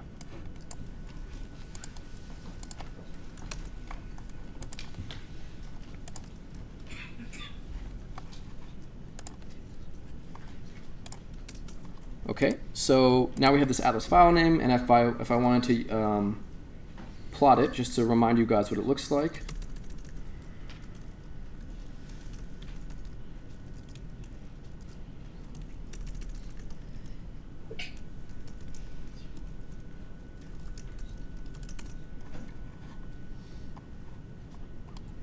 This is our atlas. So the idea is that it's going to, for each subject, we're going to go through and we're going to take the mean signal inside of this region of interest over all the time series. And we're going to be doing that for each of the subjects, right? And we're going to do it for each one of these different parcels. So that's the idea with the atlas, and that's what the nifty labels masker will do. We just did that before, but we did it for one subject. Now we're doing it for multiple subjects. And we are standardizing the data here. And finally, this is another thing that you've already seen. We're basically going to initialize our correlation measure object. This is going to take that sort of data that's in this sort of 64 by 64 matrix, and it's going to, it's in a region by time frame matrix, and it's going to turn it into a nice 64 by 64 correlation matrix, because that's what we're interested in, right? We're interested in the coactivation of the bold signal over time, or the correlation of the bold signal over time in these various regions. So all we're doing here is we're just initializing all those objects so that later on we can use our favorite .fit, right? So here we've sort of constructed the object, we've initialized it, and later we can fit and transform the stuff that we want to do. And the point is that we don't need to do this every single time, because it's the same operation that we're performing on everyone. So we're just initializing it here, and we can do the fit transform in the for loop, right? You probably won't need to worry about this now, but later on when you're doing these giant loops with all sorts of things going on, you want to optimize wherever you can and try not to do redundant operations over and over that only need to be done once. So that's the idea. So here is our magic for loop. So we're going to actually run it because it's going to take some time, because it's going to do several operations, well, the same operations on many, many different subjects. So we can run it, and while that's happening, I can sort of explain to you each one of the steps here, although I think that by now you should be fairly familiar with what's going on. So we're going to store everything in this simple list, which we're going to call all features. It's where we're going to put the data. And we're going to enumerate through these different paths, right? Each one of these is simply a path to an existing Nifty on your hard drive, Nifty image, right? So that's going to be contained in this variable called sub. And this enumerate function just lets me keep track of what step I'm on, right? What step of the for loop. So the first time I will be 0, the second time it will be 1, and so forth. So, so now I have these two different variables that are cycling through each step of the for loop. So the first thing I'm doing is I'm saving my time series, and I'm doing that by applying this masker that we created up here and doing our fit transform. So it's taking sub, which is any given path in our list, and it's regressing out the confounds, and it's returning this sort of parcel by frame matrix. And you can see that because I know this, I mean, this doesn't always work, but because I know that the confounds and the data are in the exact same order, I can say, okay, here's the first subject, give me the first item in the confounds list. So it's very convenient that way. But it's very tricky if you don't have your stuff sorted or your names are messed up. This could totally screw up everything, and you would never know because there's nothing here to tell you, hey, this is out of order. So for the purposes of time, I'm ensuring you that everything's cool, but you should not. You've got plenty of time. You know, if you're doing your PhD, years and years. So take the time to make sure everything works, because Python won't tell you. Well, sometimes it will, but later on when you're doing machine learning, you never know, actually. You might come up with something significant. Okay, so the second thing that's happening is we're converting it this matrix into a correlation matrix, which will be sort of normally it would be a 64 by 64 matrix because we have 64 parcels. But if you've noticed, in this case, we're saying vectorize is true. And if you remember from last time, that means that we're only taking the non-redundant features in the matrix. And once again, we're discarding the diagonal. So how many features does anyone remember? 2016. Yeah, great year. Okay, so yeah, and finally, so then remember we're doing this for every subject, and then finally we're going to store this correlation matrix, which isn't really a matrix at this point; it's just a vector, inside of this object all features, right? And I decided to print which iteration we're on, just so we could keep track. So maybe if your computer is slower than mine, which I would find that hard to believe, you would know at least how far you've come. So was everyone able to execute this for loop, and were they able to then extract the features successfully? Use the blue sticky. Oh yeah, please use the blue sticky to indicate me that it works. Great. And if it didn't work, do the red sticky or pink, and someone will be around. So that happened pretty quickly. We only have 83 subjects, but sometimes you've got 8,300 subjects, or maybe just several hundred, or maybe your computer's really slow and that took a really long time, and you don't want to have to go back and redo that every single time. So what you might want to do is just save that data to a disk, right? So now we've taken this set of 4D images. There's just tons of information there, and we compressed it to these very small 2016 item vectors, which won't take up much space at all, actually. And so here what I'm doing is I'm just saving these features to disk so that if we came back and did this, or maybe you lose power, you don't have to come back and wait for that loop to go again and again. You can just sort of save this to disk and then load it. So I would recommend just saving it now, and just to prove to you that you can load it, you can just run the next cell here, and that will sort of load the data frame or matrix that you just saved. So if you haven't run this next cell, just to make sure you're with me, what do you think will be the shape of this matrix of features that we just pulled out? Anyone have a guess? 83, 2016. Yes, 83 by 2016. 83 is what? Number of subjects. Number of subjects, that's right. 2016 is number of features. That's it. So you got it. Did you cheat? No, just kidding. Okay, cool. So we've got all of our features, and one thing that I like to do, if the size of the features allows it, is just kind of look at everything. Like look at all the data. Look at just all of it at once. And that's what we're going to do here. It's just this simple matplotlib function called imshow. It's kind of like plotting a heat map in a sense. And I'm just telling it to do a couple additional things. Give me a color bar so I sort of know where I am, and just label the axes. And here it all is. So this is 83 subjects, whole brain connectivity as measured with 64 parcels. And there it all is. And, I mean, it's kind of just, it's pretty. Not sure if it means a lot, but sometimes when you look at it, you'll see things that don't make a lot of sense. Like maybe you'll see one subject that has no data inside, or some very odd patterns that shouldn't be there. Generally, patterns are not a good sign. But it stands to reason that here you are with your features and subjects, and this is basically all the data that we're going to be using moving forward. Okay, so we're doing a machine learning model. I haven't told you exact. Oh, sorry. There are subjects with very high connectivity. This is a bit weird. It is. I found it. Yeah, there's some definitely variations, but maybe it will help us learn. Maybe. Maybe it's biological, but probably not. But maybe.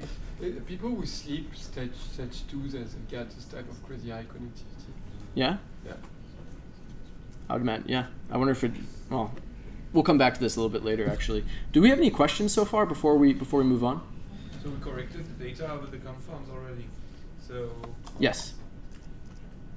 must be something we did not correct for, so it must be something informal, isn't it?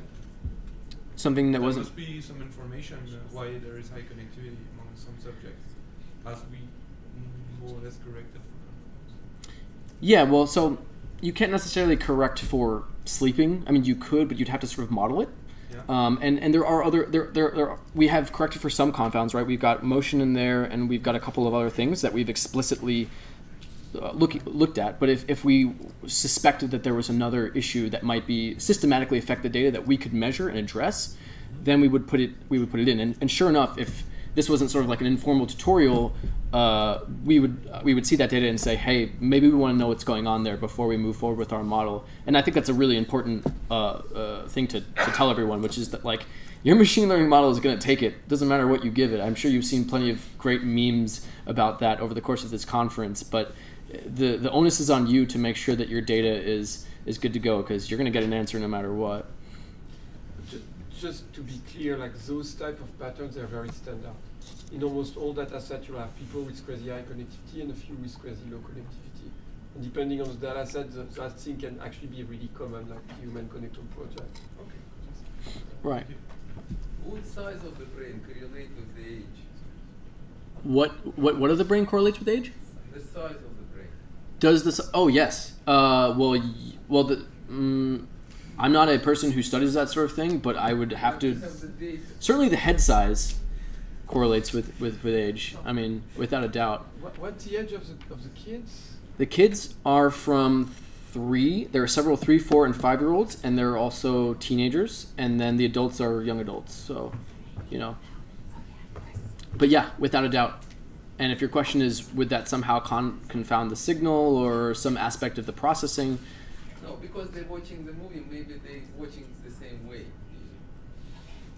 You mean... They process the visual information the same way. Doesn't matter if you're 5 years old or 33 years old. Certainly, but if you, for example, didn't address the sort of differences in head sizes in the data when you processed it, there are steps in the data pre-processing that might be affected by the head size that, if you didn't correct for it, would actually have an impact on the data, depending on if, I mean, this is normalized to a common space, right? So it's a consideration for sure. I don't know expressly what were the pre-processing steps of this data set, but I'm sure we could look it up and find out.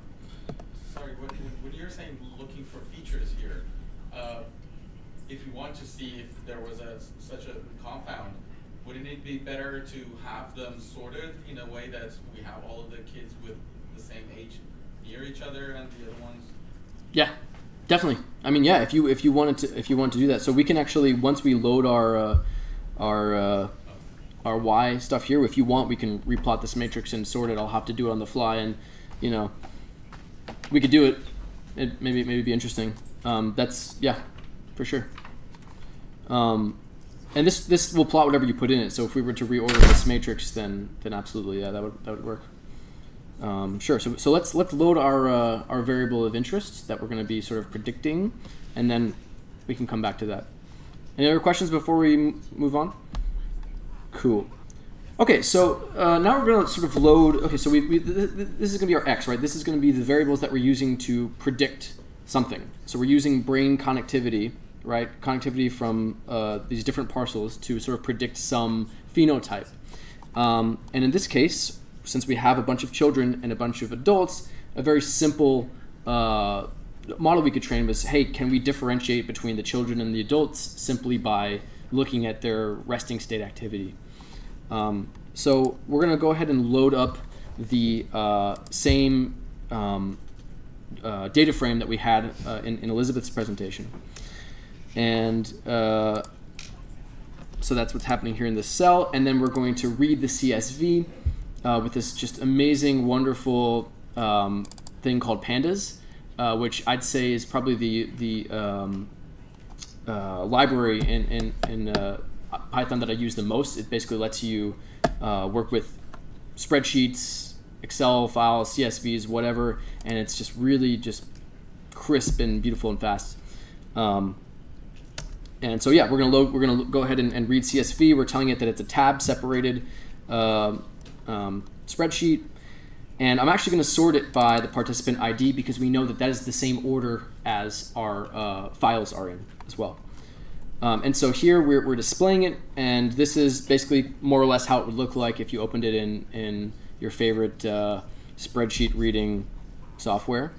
And very conveniently, there's this variable that they've already kind of prepared for us called child adult, which basically is a label that's child if the individual is, I guess, below the age of 12, I think, or 13, and adult if they're over the age of 18, and there's no one in between.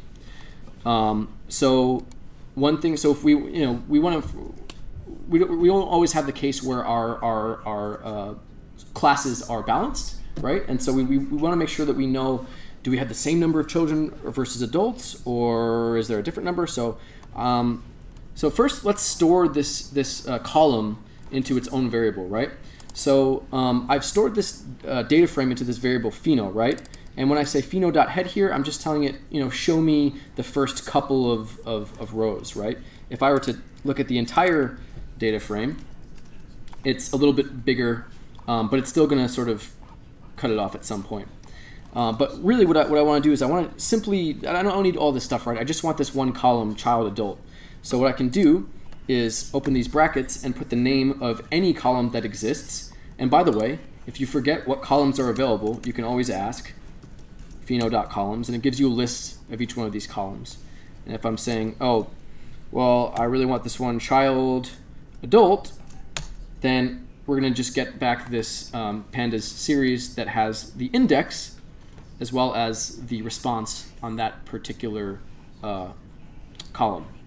So I think I do that in the next cell. I do, and I call it y age class because it's our variable to be predicted. And here I'm just looking at the first 5 rows, and they're all child. If you're wondering if there are any adults in there, I guess I didn't really scroll down, but there are. They're just at the end. So in fact, actually, I think it was already sorted children and adults. So when you're looking at it, kind of, you don't need a machine learning model to tell you there's something different there, right? But yeah, so there you go. Okay. So yeah, I was talking about looking at whether our classes are balanced or not. So let's do that. So I'm just gonna, I'm importing this package here called Seaborn. It's another plotting package. It's built on top of matplotlib. It makes it really easy to make kind of nice looking plots. Some think it's too simple, but I mean, for our purposes, it'll work very well. We just have this thing called count plot, and we're putting our column that we've saved into the count plot, and it's going to give us back a really simple bar plot here. And so here you have, it automatically, notice I didn't put any labels, it just sort of read this pandas series and figured out what the labels were, separated it, and then plotted it for us. It's very, very nice. And so as you can see, we've got a little bit of an unbalanced situation here. We've got around 50 children and a little bit more than 30 adults. So that's something that we have to keep in mind going forward. Anyone have an idea as to why we need to worry about that? Bias to the children. Bias to the children. Yeah. Okay. Definitely. So that's one issue for sure. Any other issue? So you'll kind of see it later, but remember when we're going to do things like train test split or cross validation, we want to make sure that when we're doing this, we're kind of keeping the same proportions in all of our training and our test samples. Otherwise, I might end up with a training sample that's all children, or mostly children, and a test sample that's mostly adults, or something like that, and then the model really wouldn't learn the data that well. So something to keep in mind. And here I'm just looking at the explicit actually number of children and adults by, again, taking advantage of this pandas function, which is .value counts, and it just tells you how many children, how many adults. Okay, so we've got X, we've got Y. We can now do our machine learning. Okay, cool, I have it there. So the way that we're going to do this is, we sat through a couple of tutorials, and now we have an idea as to how we can move forward in a way where we're going to try to reduce bias, try to reduce variance, do what we can to do that. And so what we're going to do is we're going to divide our sample into a training sample and a testing sample. we're going to leave aside the testing sample till later, till we're satisfied with our model. And within our training sample, we'll do some sort of cross-validation to try to see how our model is doing, right? So I think by now you guys are pretty familiar with this concept, but you know, it's a good one moving forward. And I think you guys have already seen this, but we've got this beautiful one-liners in sklearn that will just do all the annoying data wrangling for you and sort of make that work. So the first thing we're doing here is a train test split. You've seen this guy before, Pierre showed you, and we're putting in several different arguments here, and I'm just, this is all part of the same line. I just sort of like put it on multiple lines so it's a little bit easier to parse the different arguments. Obviously we've got X, we've got Y. Here we're telling it the proportion of tests versus train. And by putting 0.4, we're saying we want 40% in the test, which means 60% in the training group.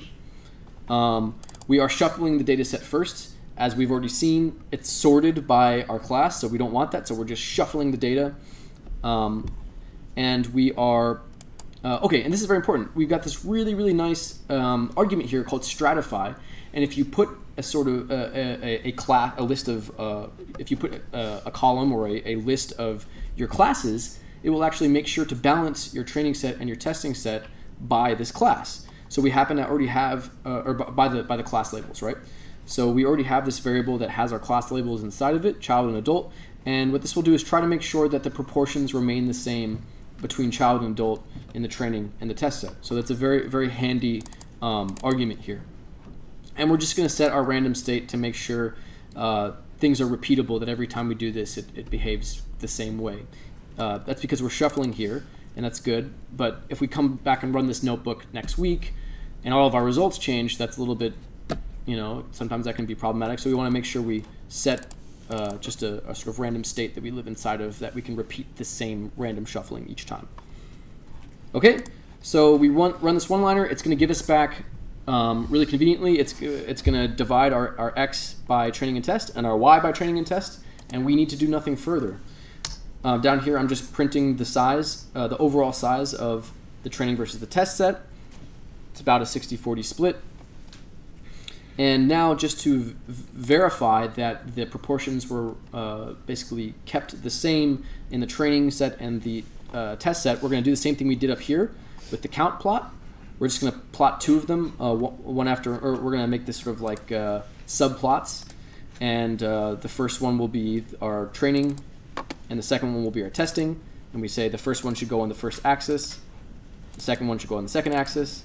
And we want to make sure that they're going both in the same order, child first, then adult.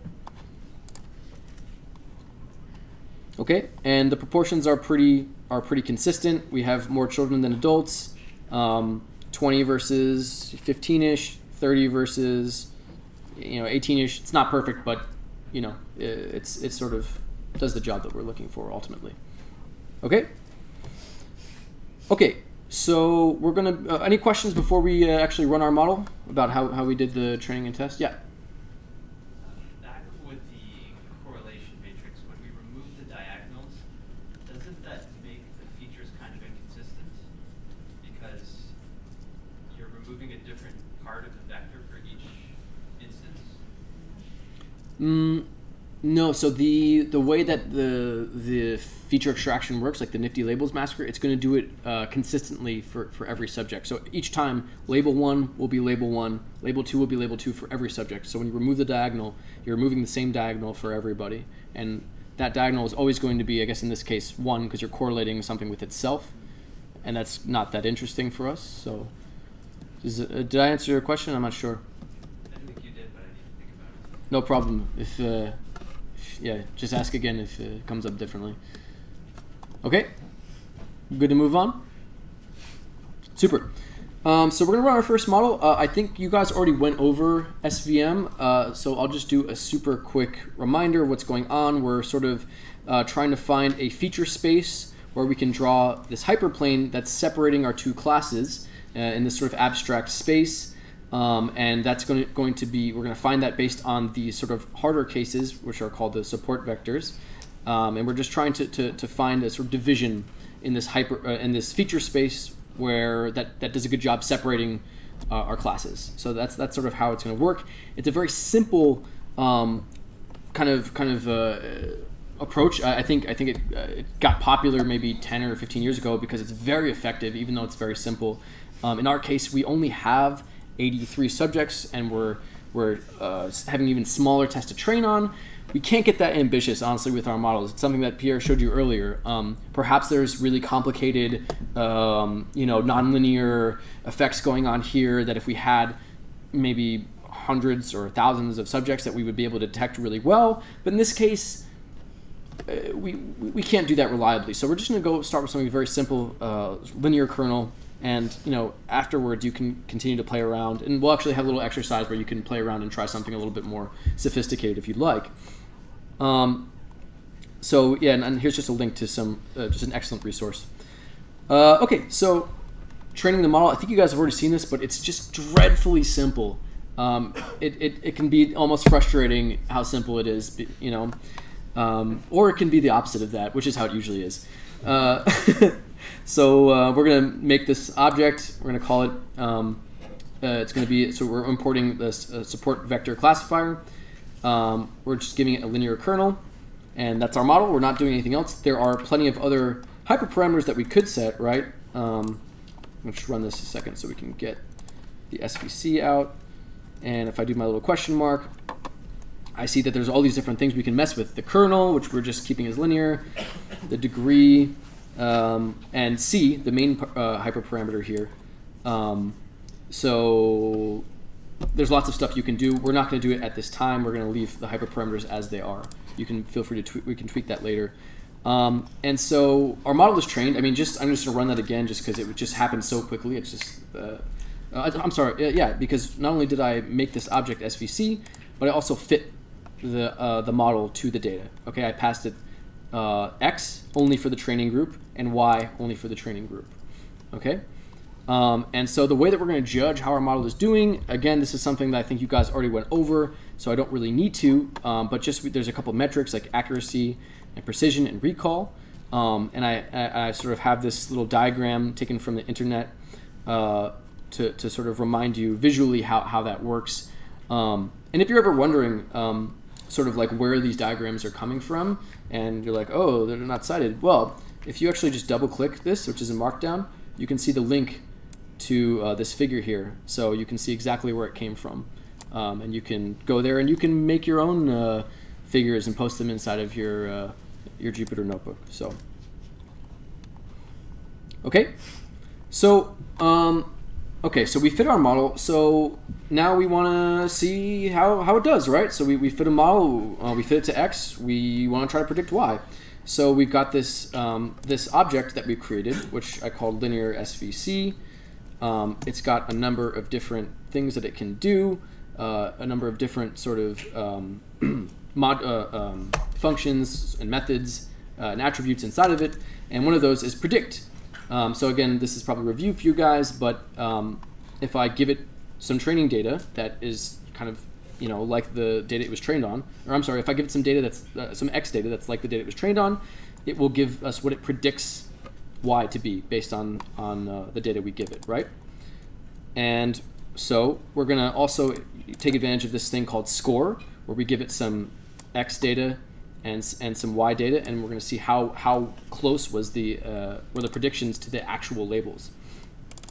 And finally, there's this really nice thing called classification report, which will basically where you give it the true labels. So this is basically child versus adult, and then you give it the predictions, which we made up here, what it predicts, which is child and which is adult, and finally confusion matrix, which I'll go over in a second. So we've got all that, and once again, it just happens instantly, and you've got all this stuff stored in your model, and you can then kind of print it. So I'm going to print the accuracy, I'm going to print the classification report, and I'm also going to plot the confusion matrix. I'm not going to sort of go over how all this is working for now. Quite frankly, I actually just copied it from the NiLearn or sklearn notebook somewhere. I just went onto the tutorials and found this and copied from there, which is a really useful thing that I recommend everyone does frequently because that's how you learn.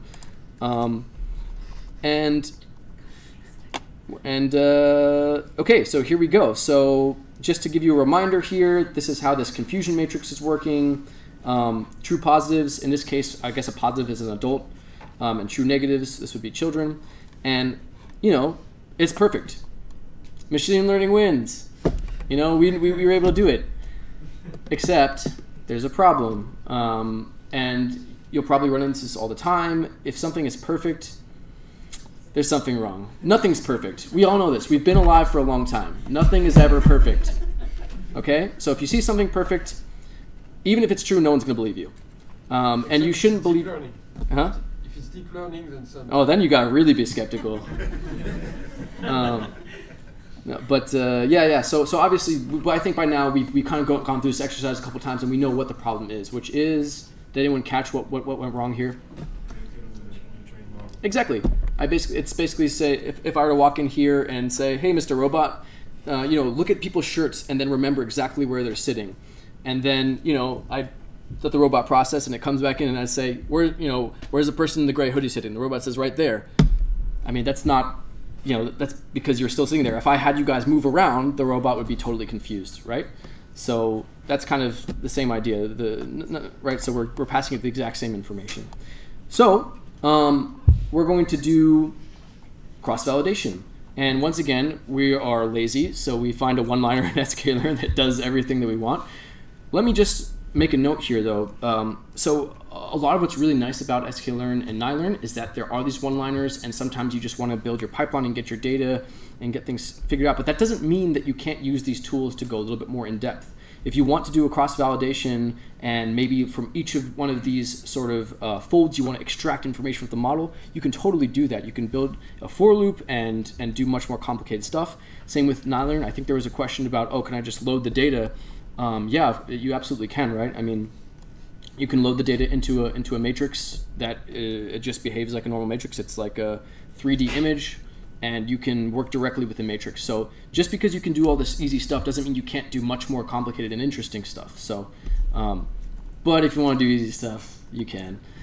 And that's what we're going to do. So we've got this really nice cross-val predict, and it's just so convenient because we can pass it our estimator, which is our linear SVC, which we can pass it the training data, and that's X and Y. And once again, we can make sure that these groups are stratified by that the folds, the individual folds themselves, are stratified by our class. And I don't know if there's a random state in here either. Let me just check. No, there's not. Okay. Anyway, so and then we tell it the number of folds. Where in this case we're doing 10-fold cross-validation, so we're just going to put 10 here. Okay. And so what this cross-val predict does is it basically does each one, it takes your 90%, it takes out 10, it predicts the labels, then puts those 10 back in, takes another 10 out, predicts those labels, and then finally at the end it gives you sort of what the left out predictions were. And for the score, it'll actually give you the score at each fold. So we're going to have a look at that really quick. Oops. Okay, so first if you want to sort of look at the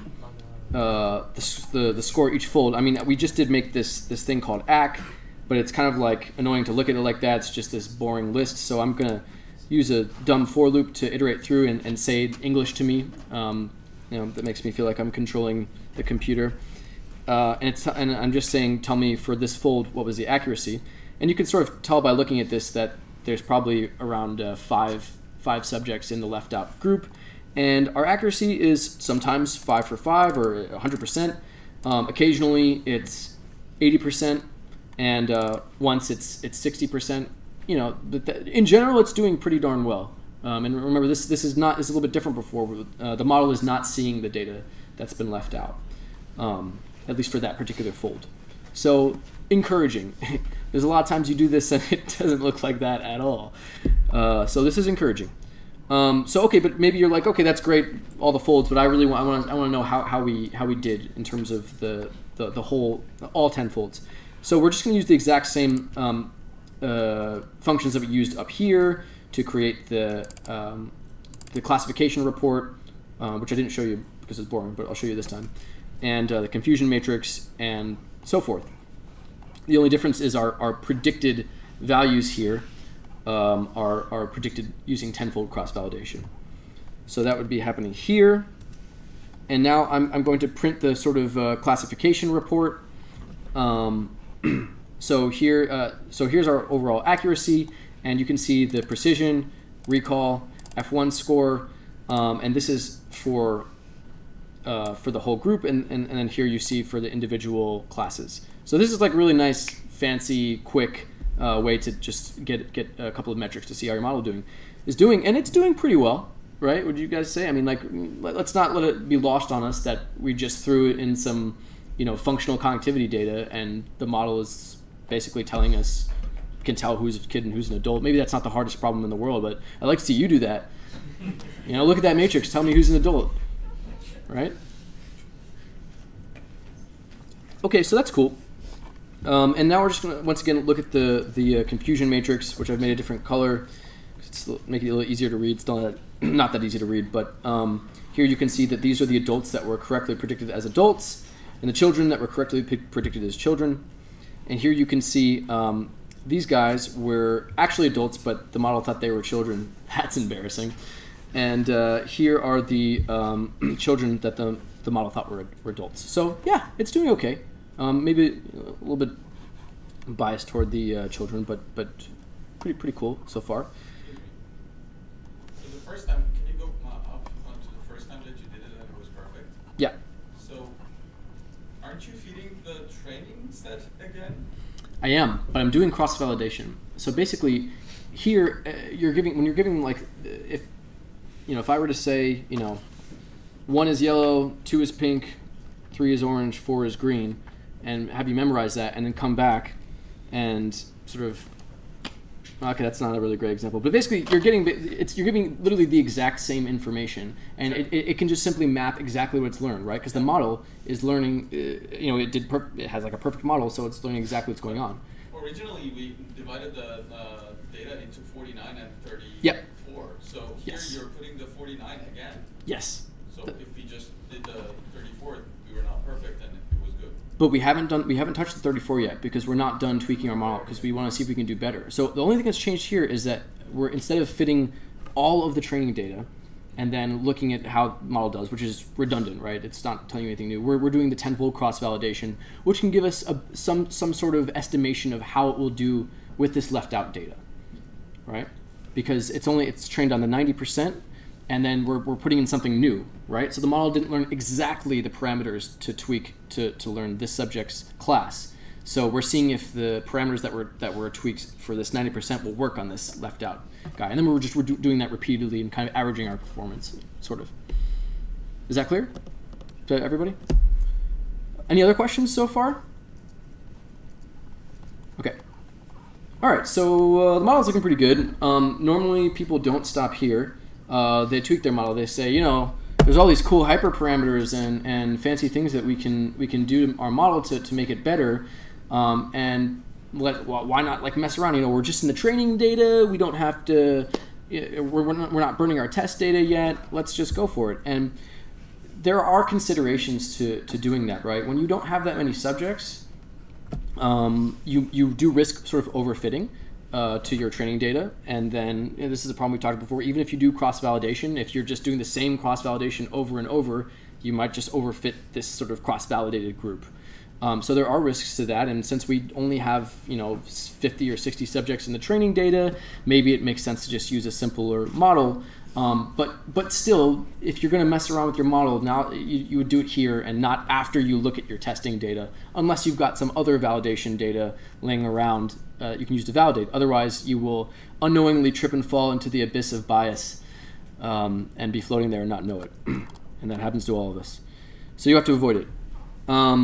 But if you want to tweak your model, I'm just showing a very, very simple example here that really doesn't even make that much sense because our data is already scaled, but I'm just applying a different scaler here. Maybe my model doesn't like it zero mean with unit variance. Maybe it wants all the values to be from 0 to 1. And maybe your data is kind of not normally distributed and you want to sort of log transform it and then run the model. Yeah, okay, that makes sense. You can do that sort of thing. And basically what I'm doing here is I'm going to employ this min-max scaler that's simply going to transform the data into range from 0 to 1, right? So it's really, really simple. I'm fitting it, and you'll see why I'm fitting it to its own object. I'll come back to this a little bit later. But we're just going to transform the data, and I'll plot these two, the data before and after the transformation. You can say that they look pretty similar, but here the values range from, you know, kind of negative 75 to positive 0.75, and here it's from 0 to 1. So this is not terribly interesting, but the point is we've changed the data. We want to see if it does better. Here I'm literally just taking all of the sort of boxes that we did here and putting them all into one cell to run quickly. And so this is predicting the data, getting the scores, and then plotting it. And you can sort of compare it, and in this case, no surprises. Well, actually, it's slightly worse. But is that it might not actually truly be worse because there's some variation depending on, you know, how things are sampled. But we're going to take a small sort of like typing break and let you guys actually like play around a little bit. And what you want to do is tweak this SVC model and kind of do this stuff. So you're going to tweak your model, then you're going to predict using the training data. Do not use the testing data. I don't care if you use the scale data or not. And you're going to generate the scores, okay? And so just to open up our SVC object here, or it's just SVC. Once again, we've got these different things that can be tweaked. So this parameter C, you can sort of like look at the docstring to see exactly what it is, the kernel, and so forth. So I think just to be fun, you know, you first two rows, you guys tweak the degree, C, and you second two rows, you guys tweak the kernel, do a different kernel maybe, and then everyone else tweak both of them, and just do it once. Just try to create a model. Just kind of go through the motions to create it, and then we'll see if anyone comes up with a better model. Okay, so why don't you guys take I don't know, maybe 5-10 minutes to do that, and we'll come back to it. And if you have any questions, let me know. Hi. What is the future of this project? Like in the next 20 years? Of which project? Of the neuroimaging. What is the future of neuroimaging in the next 20 years? Yes. Wow, of all the speakers and presenters over the past several conferences, I'm like the worst person to ask. Not at all, Jake. No, you're the last. Great question. You're the last. Yeah, so this is not my bulletin board material that I prepared for. Yeah, but what is your point of view? What do you think where it's heading? Okay, well, a really obvious example to me that jumps out every time that I think about this question is work that Pierre is getting ready to do. Actually, just as video games? Huh? Playing video games.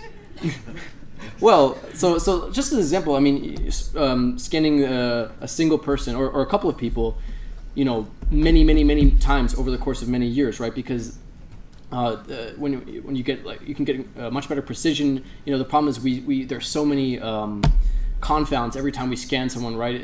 Would we get a different scan when we have certain time of day or another mental state or a different scanner, a different room, and so forth. And you know, if you kind of scan the same person doing the same things or the same types of things over a long period of time, you can really get really high resolution information about what's going on. So that's just like one example. I think a lot of people are really into this idea of precision medicine, where many times we have situations where we have very simple labels for people and we say, you are X, you're depressed, or you have this depression, and therefore one of these pills might work for you, but maybe not sure. And this idea of just averaging, everyone is sort of like in one of these broad categories, and then starting to realize that maybe it's a little bit more complicated than that. Maybe there are categories, but they're less broad, and we can use neuroimaging to find phenotypes or biotypes, if you will, to really identify biological processes that are happening and actually divide people into more actionable groups that actually might 100% of the time or 90% of the time respond to this given treatment, or 100% of the time might have this particular thing wrong with them, so we can know what's going on. So that's, I think, another way that imaging is helping what's going on. But I mean, there's a lot. I know on the technical side, IBM actually recognized the importance of data sets. So basically what we're trying to do, we're trying to preserve the data sets as original data. So if you come up with the next model, you can use the same data set. They basically create a database that you cannot tweak. So you cannot even change a bit of the data. So one of the things that they're trying to do, they build the foundation of what basically will come next. Yeah, I think it's a great initiative. That's fantastic, yeah. So, no, I'm just thinking, if you have 7 billion MRIs, like for every $1,000, you process, what will be the result of machine learning? well, the idea is if you had 7 million MRIs or 7 billion MRIs, then the idea is you would be well, that would be the population. The idea is we're trying to sample the population and hope that that sample is somewhat representative of the population. If you just have the population, then you don't need to do any learning. It's all there. You just sort of model it. You just derive models that explain the phenomena that you're sort of looking at. Yeah, but you're working in the medical setting, not just in like phenomenological setting. So you're always trying to see the anomalies or something that's not right, something that is different. So I would think if you have 7 billion MRIs, your feature set will be enormously huge, and you can precisely actually say what's wrong with this person. I want to answer you, because I'm a dentist. I'm probably the best person here to answer your question. So in medicine or dentistry, we need a huge amount of data set of MRI or CT scan to build what is normal. After that, we want to build what is wrong to perform diagnosis. And in the future, we really highly demand deep learning or machine learning to help the doctor or dentist. First, make diagnosis. Second, make a perfect treatment plan. That by that way, the doctor and dentist can save their time and focus on surgery or treatment. That was a fantastic answer. Thank you. See, even audience members better. How we so we can continue this after the. This That's is a really. what the Open Science Beer is about. Yeah, exactly. Exactly. Open Science Beers is where all that magic happens. So come get a beer and we can discuss further. How are we doing on those models? Why don't you, just by a show of hands, or if you prefer a blue thing, who was able to train a model? Okay, a couple of folks. Maybe we'll do one quickly live. So I will train a new model here, and I guess I'll change my parameter C here to whatever, 0.01. I probably should have given you some more specific parameters as to just changing C, but it's a number. You can change it to 1 or 0.01 or 100 or 0.0001 or something. So now I've got this new model, and I do a lot of programming, which means I'm really lazy, so I do a lot of copy and pasting. And so I'm going to get my predicted values here, but instead of LSVC, which was the old model, I'm going to put in my new model, which is called new model. And I don't need the scaled data. I'll just use the regular training data as before. And I don't think I actually need to change any of this stuff because I'm keeping this variable y predicted to be the same thing. And yeah, same thing here. It's just all using the same variables. I'm kind of overwriting them, which maybe is not something you always want to do, but since I'm doing this quickly. And it did terrible. See, this is why we don't touch the hyperparameters. No, just kidding. You should touch the hyperparameters. But then you would do this in a much more systematic way, right? You would sort of like vary the hyperparameters systematically and then look at how it changes the model. But okay, so just by a show of hands, once again, so if you did get train a new model, did anyone get anything any better? No. Anything like okay, sort of it was like okay. So what were your hyperparameters? I just changed the C to 0.01. Okay. The same thing you did, so and I kept it linear. Oh, and you kept it linear, right? Exactly, because that's a good point, right? Because I was actually using the default. Yeah, because you turned That's right. So I don't know if you guys have already seen this, but if you have a sort of an existing function and you go inside the parentheses and do Shift Tab, you can get a little secret cheat sheet of what are the different arguments. So that's true. So the kernel was RBF, but the kernel was linear in this case, and yeah, it's kind of the same. Maybe yours was a little bit better. Right. So, and did anyone get any like really terrible models like I did the first time? Yeah, you got a really crappy model. Yeah. Okay. So, but so you know, you would do this a little bit more systematically maybe, and you'd figure out what works. But in this case, we have a model already that works fairly well, and it's very simple, easy to explain. We have linear SVC. It's been used for years. It's very effective. So we can move forward. But if we happen to find a model and we thought, yeah, this is a definite improvement. It's consistent. It's robust. And maybe it makes sense. Then maybe we would train that model instead and use it on our left out testing data. Okay.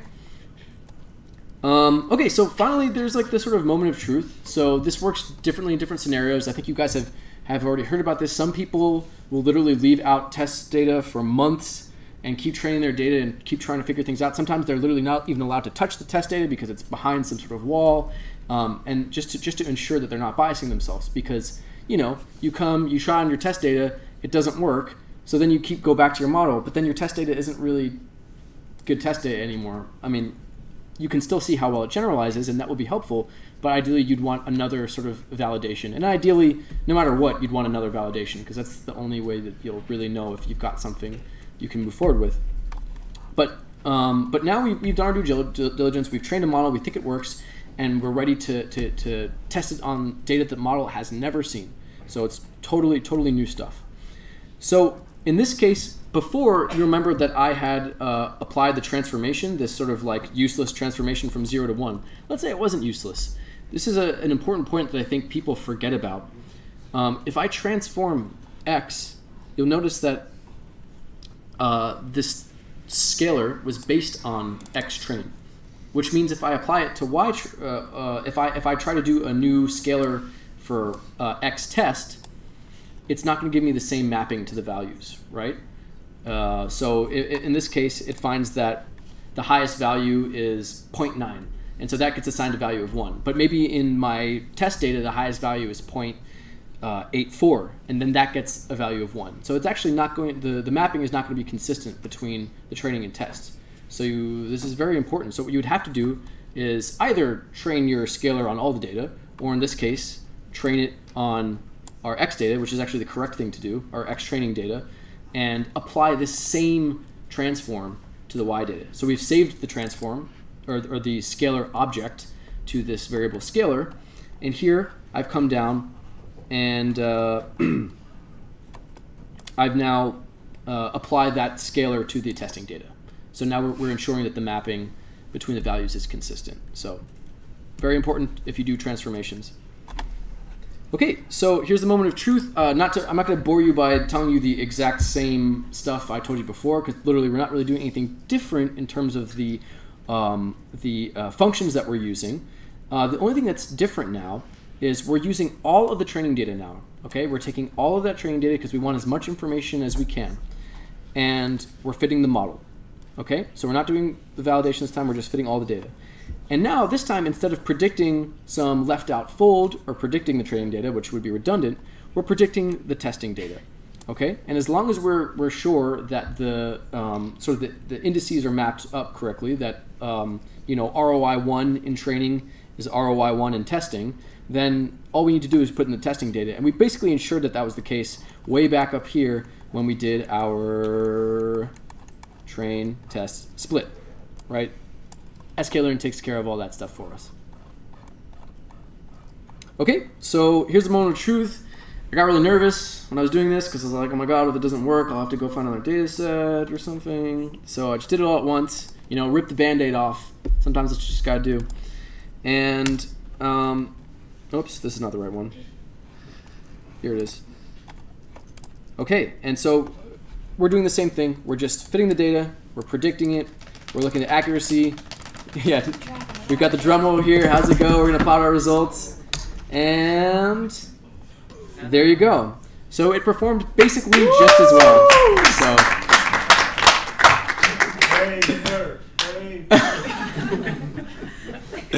Yeah. So oh boy, this is hard to see. Yeah. So you know the accuracy. All these scores that you see here are fairly similar to the training data, which you know. So we have something that's generalized. It's kind of the same level of not perfect, but it's consistent, which means that you're probably finding something here that might be useful to your dependent variable of interest, which in this case is children versus adults. Do you have a question? Oh, okay, sorry. Anyone else have a question? Because we're not done. Because now, of course, you want to know. Okay, what are the features, right? Like what? Like you're like, okay, great, you predicted it, and some people are done. They're like, all right, well, let's make the patent. But maybe you're interested in biology or what's going on, and you want to know sort of what are the features that we put in that are responsible for this somewhat usually kind of correct prediction. So any questions about this whole thing so far? Just the scaling part, I'm still not clear. So the scalar that you're now transforming your test data to, it doesn't mean that it is normalizing the test data so that it would have a maximum of 1 and minimum of 0. Does it? Yeah, so here I'll show you. So here was the old X test. We'll do imshow of X test. This is the old one. Oops, you're a little small. Sorry, I can't remember how I did this earlier. Auto.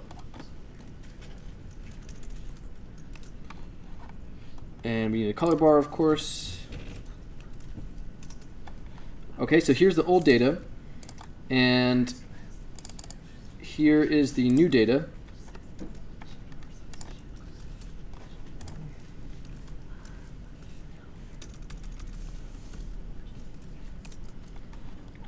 Okay, and so now you can see that, the transformation is not exactly the same.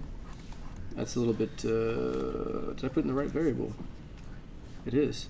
That's a little bit strange. There is, oh yes, no, that would make sense actually. So now I think that explains what you were just saying. So it wouldn't be between 0 and 1, right? It would be an exact mapping of what 0 to 1 is equal to in the training.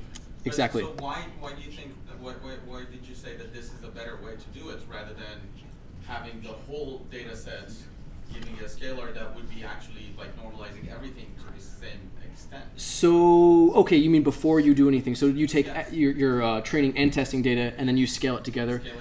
I could see how that would make sense with regard to having understanding of what the data actually means. This is one of those type of things that you sort of like learned that I learned in some sort of tutorial like this, where they're like, oh yeah, you got to sort of make the transform of your training data and then apply that to your test data. Off the top of my head, I cannot remember why. Does anyone? I think it violates the independency of the samples, so they have to stay independent. And so if you're normalizing them by something common, then there's create a dependency between all those variables, and you want the training and the test to become always independent. That sounds exactly right. Yeah, awesome. Did you guys get that? Yes. So we have roughly the same accuracy in the training with cross-validation with the testing. So that's what we say. We say it's consistent. But what is the margin of error? So 10% is consistent, 20%?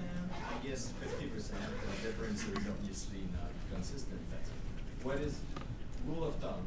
What is consistency? I think it really depends on the question you're asking in the data set. I mean, you know, this happened to work out very well, which kind of indicates whatever we're locking onto is consistent, at least in this data set that we have.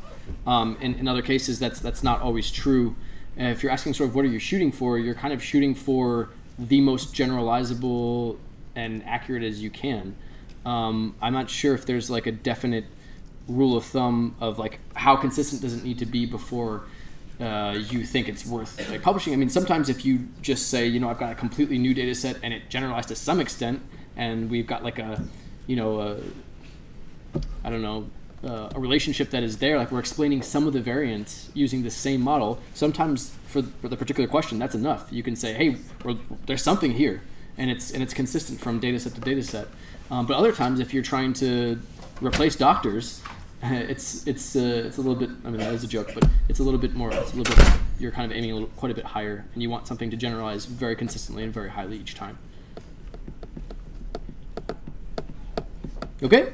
All right, so we got, you know, we got plenty of time, but obviously we want to get to beers earlier, right? So let's go ahead and figure out, try to figure out sort of what were the features that were contributing to our prediction. And after we do that, then we'll be all done.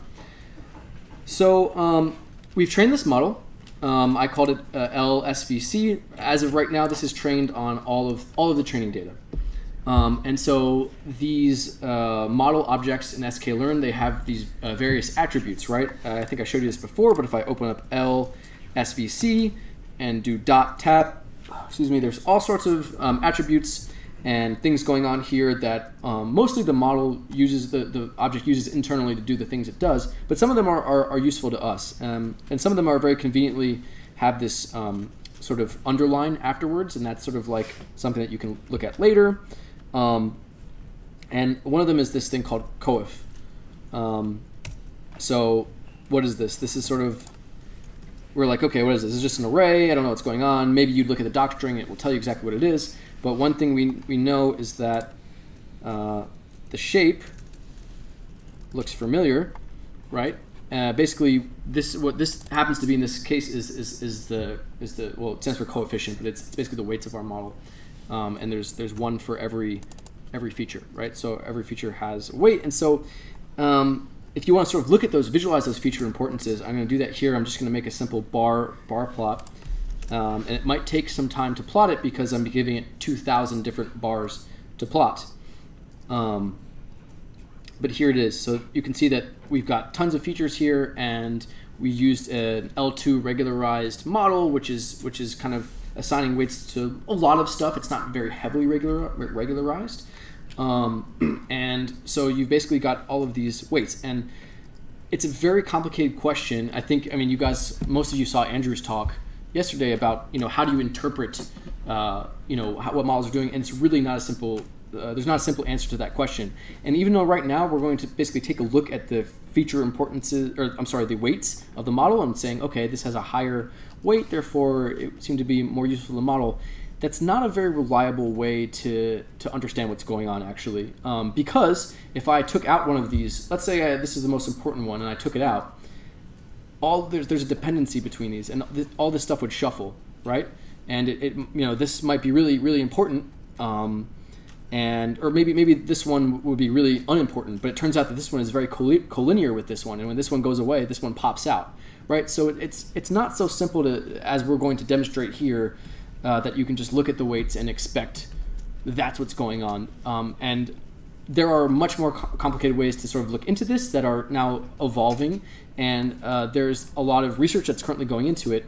So I actually linked something here. There's sort of a tutorial on how you go about doing this the right way. And I think it's in Jupyter Notebooks as well, so it would be something you'd be familiar with it. You can find it here, and it's at least a good starter as to how to really do this well. But you know, for our purposes, the first thing that you would do, because it's all so easy and all these one-liners and stuff, is maybe look at the feature importances, because it might give you something. It might give you some information as to what's going on, and there are other things you can do as well.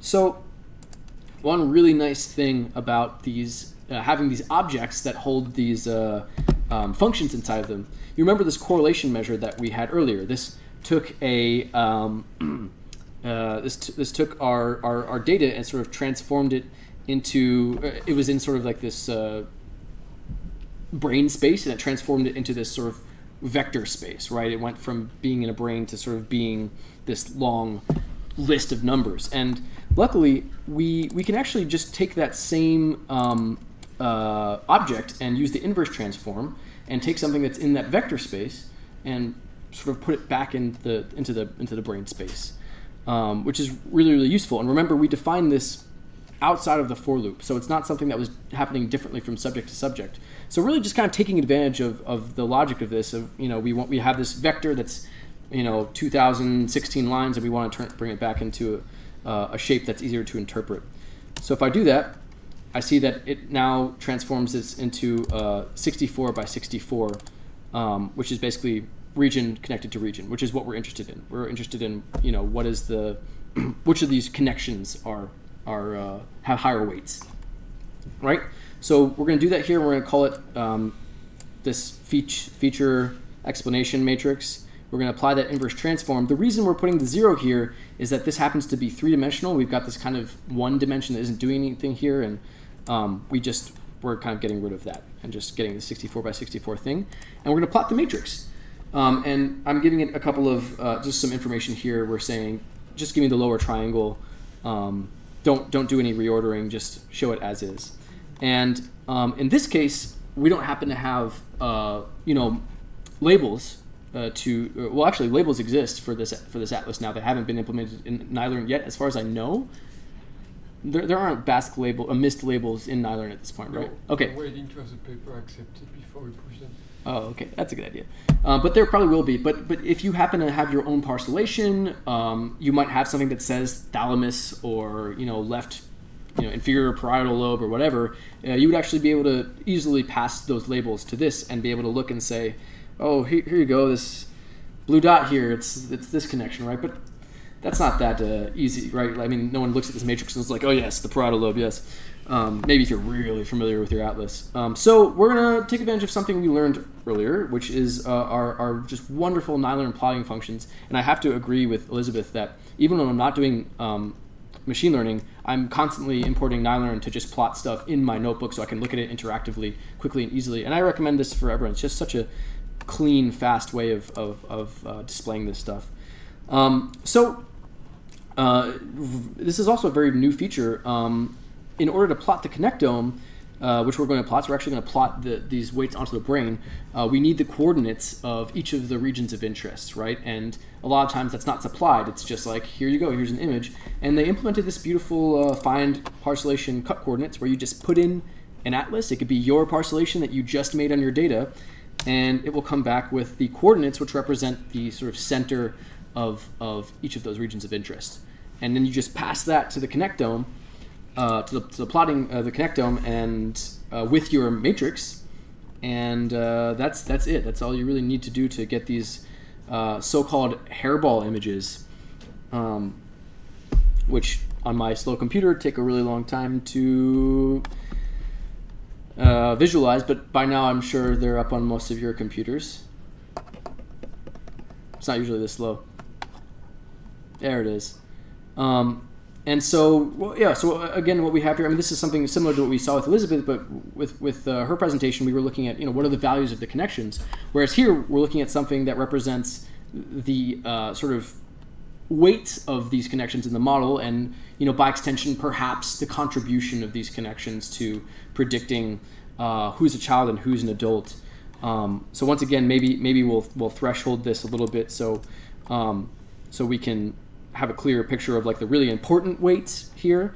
And still, again, for, you know, a while, this was sort of like as good as it gets unless you use some other software. But again, thanks to Pierre in the last month, we've got this just sexy connectome plotting thing. So I have nothing to do with that, I have to say. Oh, really? Thank you very much. That's Plotly. You know that company? Yeah. It does interactive JavaScript stuff. They put Plotly viewers in there. It's a Nylearn Steam Paris with it. Okay. Yeah. Well, never mind. Pierre had nothing to do with this. No, just kidding. But anyway, yeah, but this is still a very, very new feature. And so now you can get a much better sense. I, by the way, thresholded this by 90%.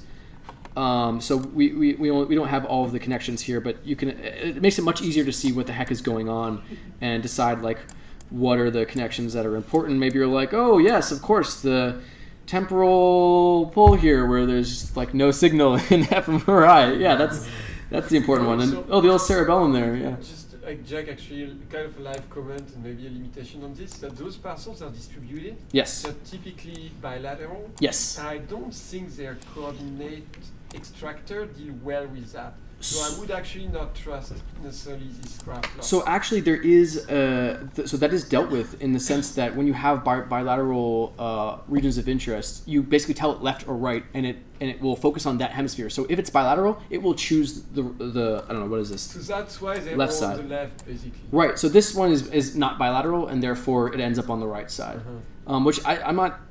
I don't know. I kind of wish you just did it a little bit randomly, personally, and so far there's not an option to do that, but that's why it's not that like only the left side is important. It's just the way that the viewer is interpreting the regions of interest, right? If you had two bilateral regions of interest and you found the center of mass, it'd be like the middle of the brain, which is not where it is. So it's choosing the left side and finding the center of mass of the left ROI.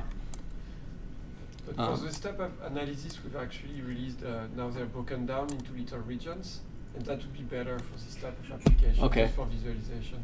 Okay, note taken. Yeah, so I mean, you know, so we kind of walked through the step from like going from processed data that's on your computer, that's your data, to turning that into sort of a vector, to doing fitting a machine learning model with that fMRI data, and then visualizing sort of what are the contributing weights. And you can just go back and take your own data and do this and start forging into the world of machine learning with neuroimaging. And I think Elizabeth brought this up several times, and I wholeheartedly agree with her as always, that you just go on the NiLearn website and the sklearn website and check out their tutorials and their examples. Because you know that's how a lot of us learn how to do this stuff, and it's just really well written and very clear and easy to adapt to your own situation. And then when you're like, okay, I want something further, Stack Overflow, etc.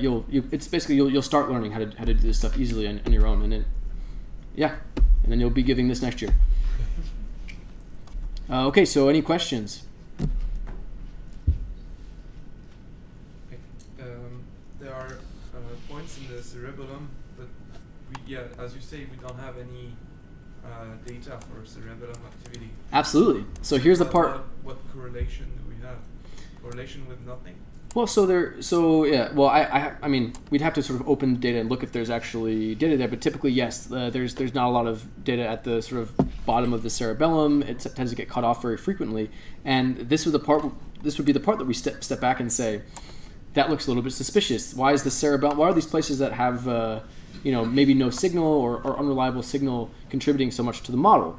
And why is that what the model learning? Is there something systematic about, for example, head size, which we talked earlier, or just something about the acquisition or the processing that where we're seeing systematic differences in these sort of like regions that don't have any information, and that's what the model is learning. If that's the case, that is totally uninteresting, right? That's not biological. Yeah. It's just like a hack, like when the computer learned how to play Pong really well by kind of cheating.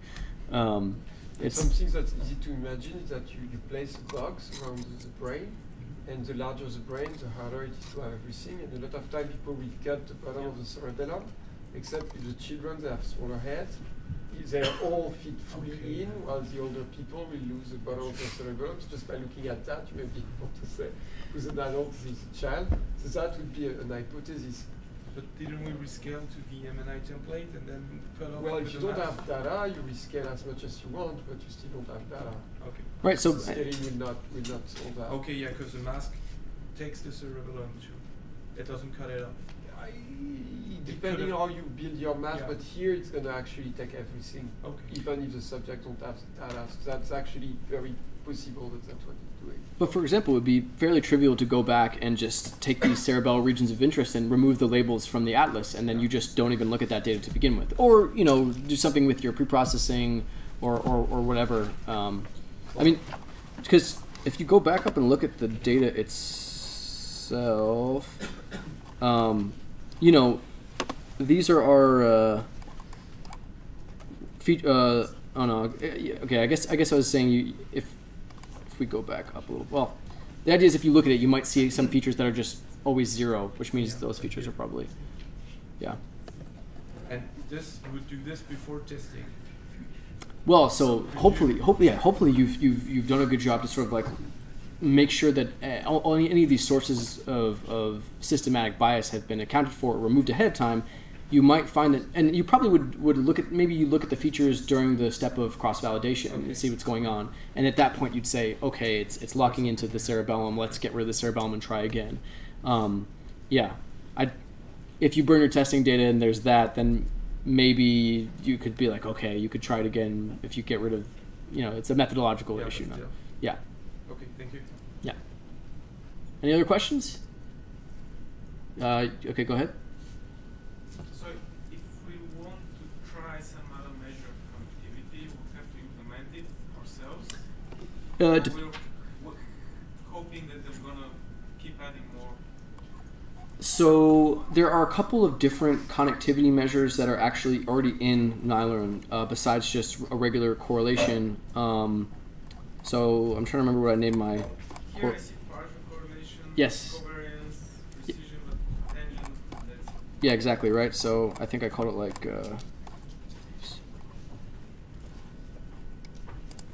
sorry.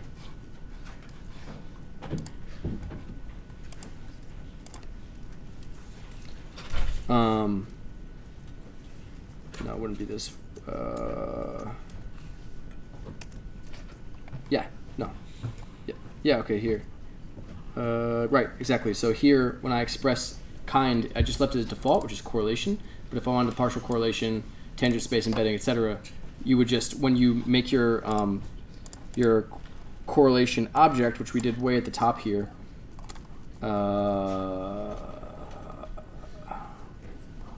here, connectivity measure, we would change this here, and then you would have that. Now, if you wanted something else besides that, then yeah, you would do it by hand, or you would email the Nylearn guys, or not email. You'd go to their GitHub and say, hey, I want this Z, Y's, Q space correlation, and here's the paper. We should implement it, and they might open a pull request and do it yourself and add it in. So they're definitely always looking for contributors.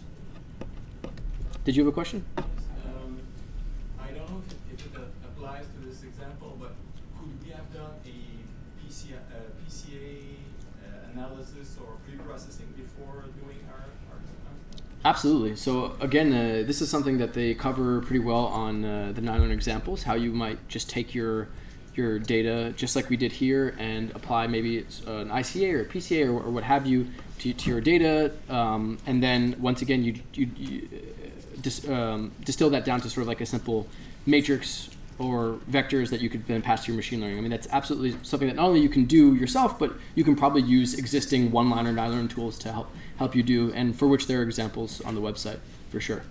So I definitely would recommend, if you're interested in Nylearn, you're like, okay, this might work for my data, go around the website, see what stuff they've got there. Yeah.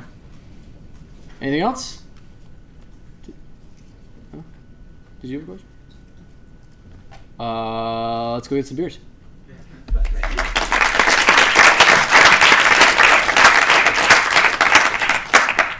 Just very quickly before we go for the beer, I would just want to thank Dominique, Derek, who have been there and making sure we've got the Wi-Fi, the power bars, the videos. Thanks a lot.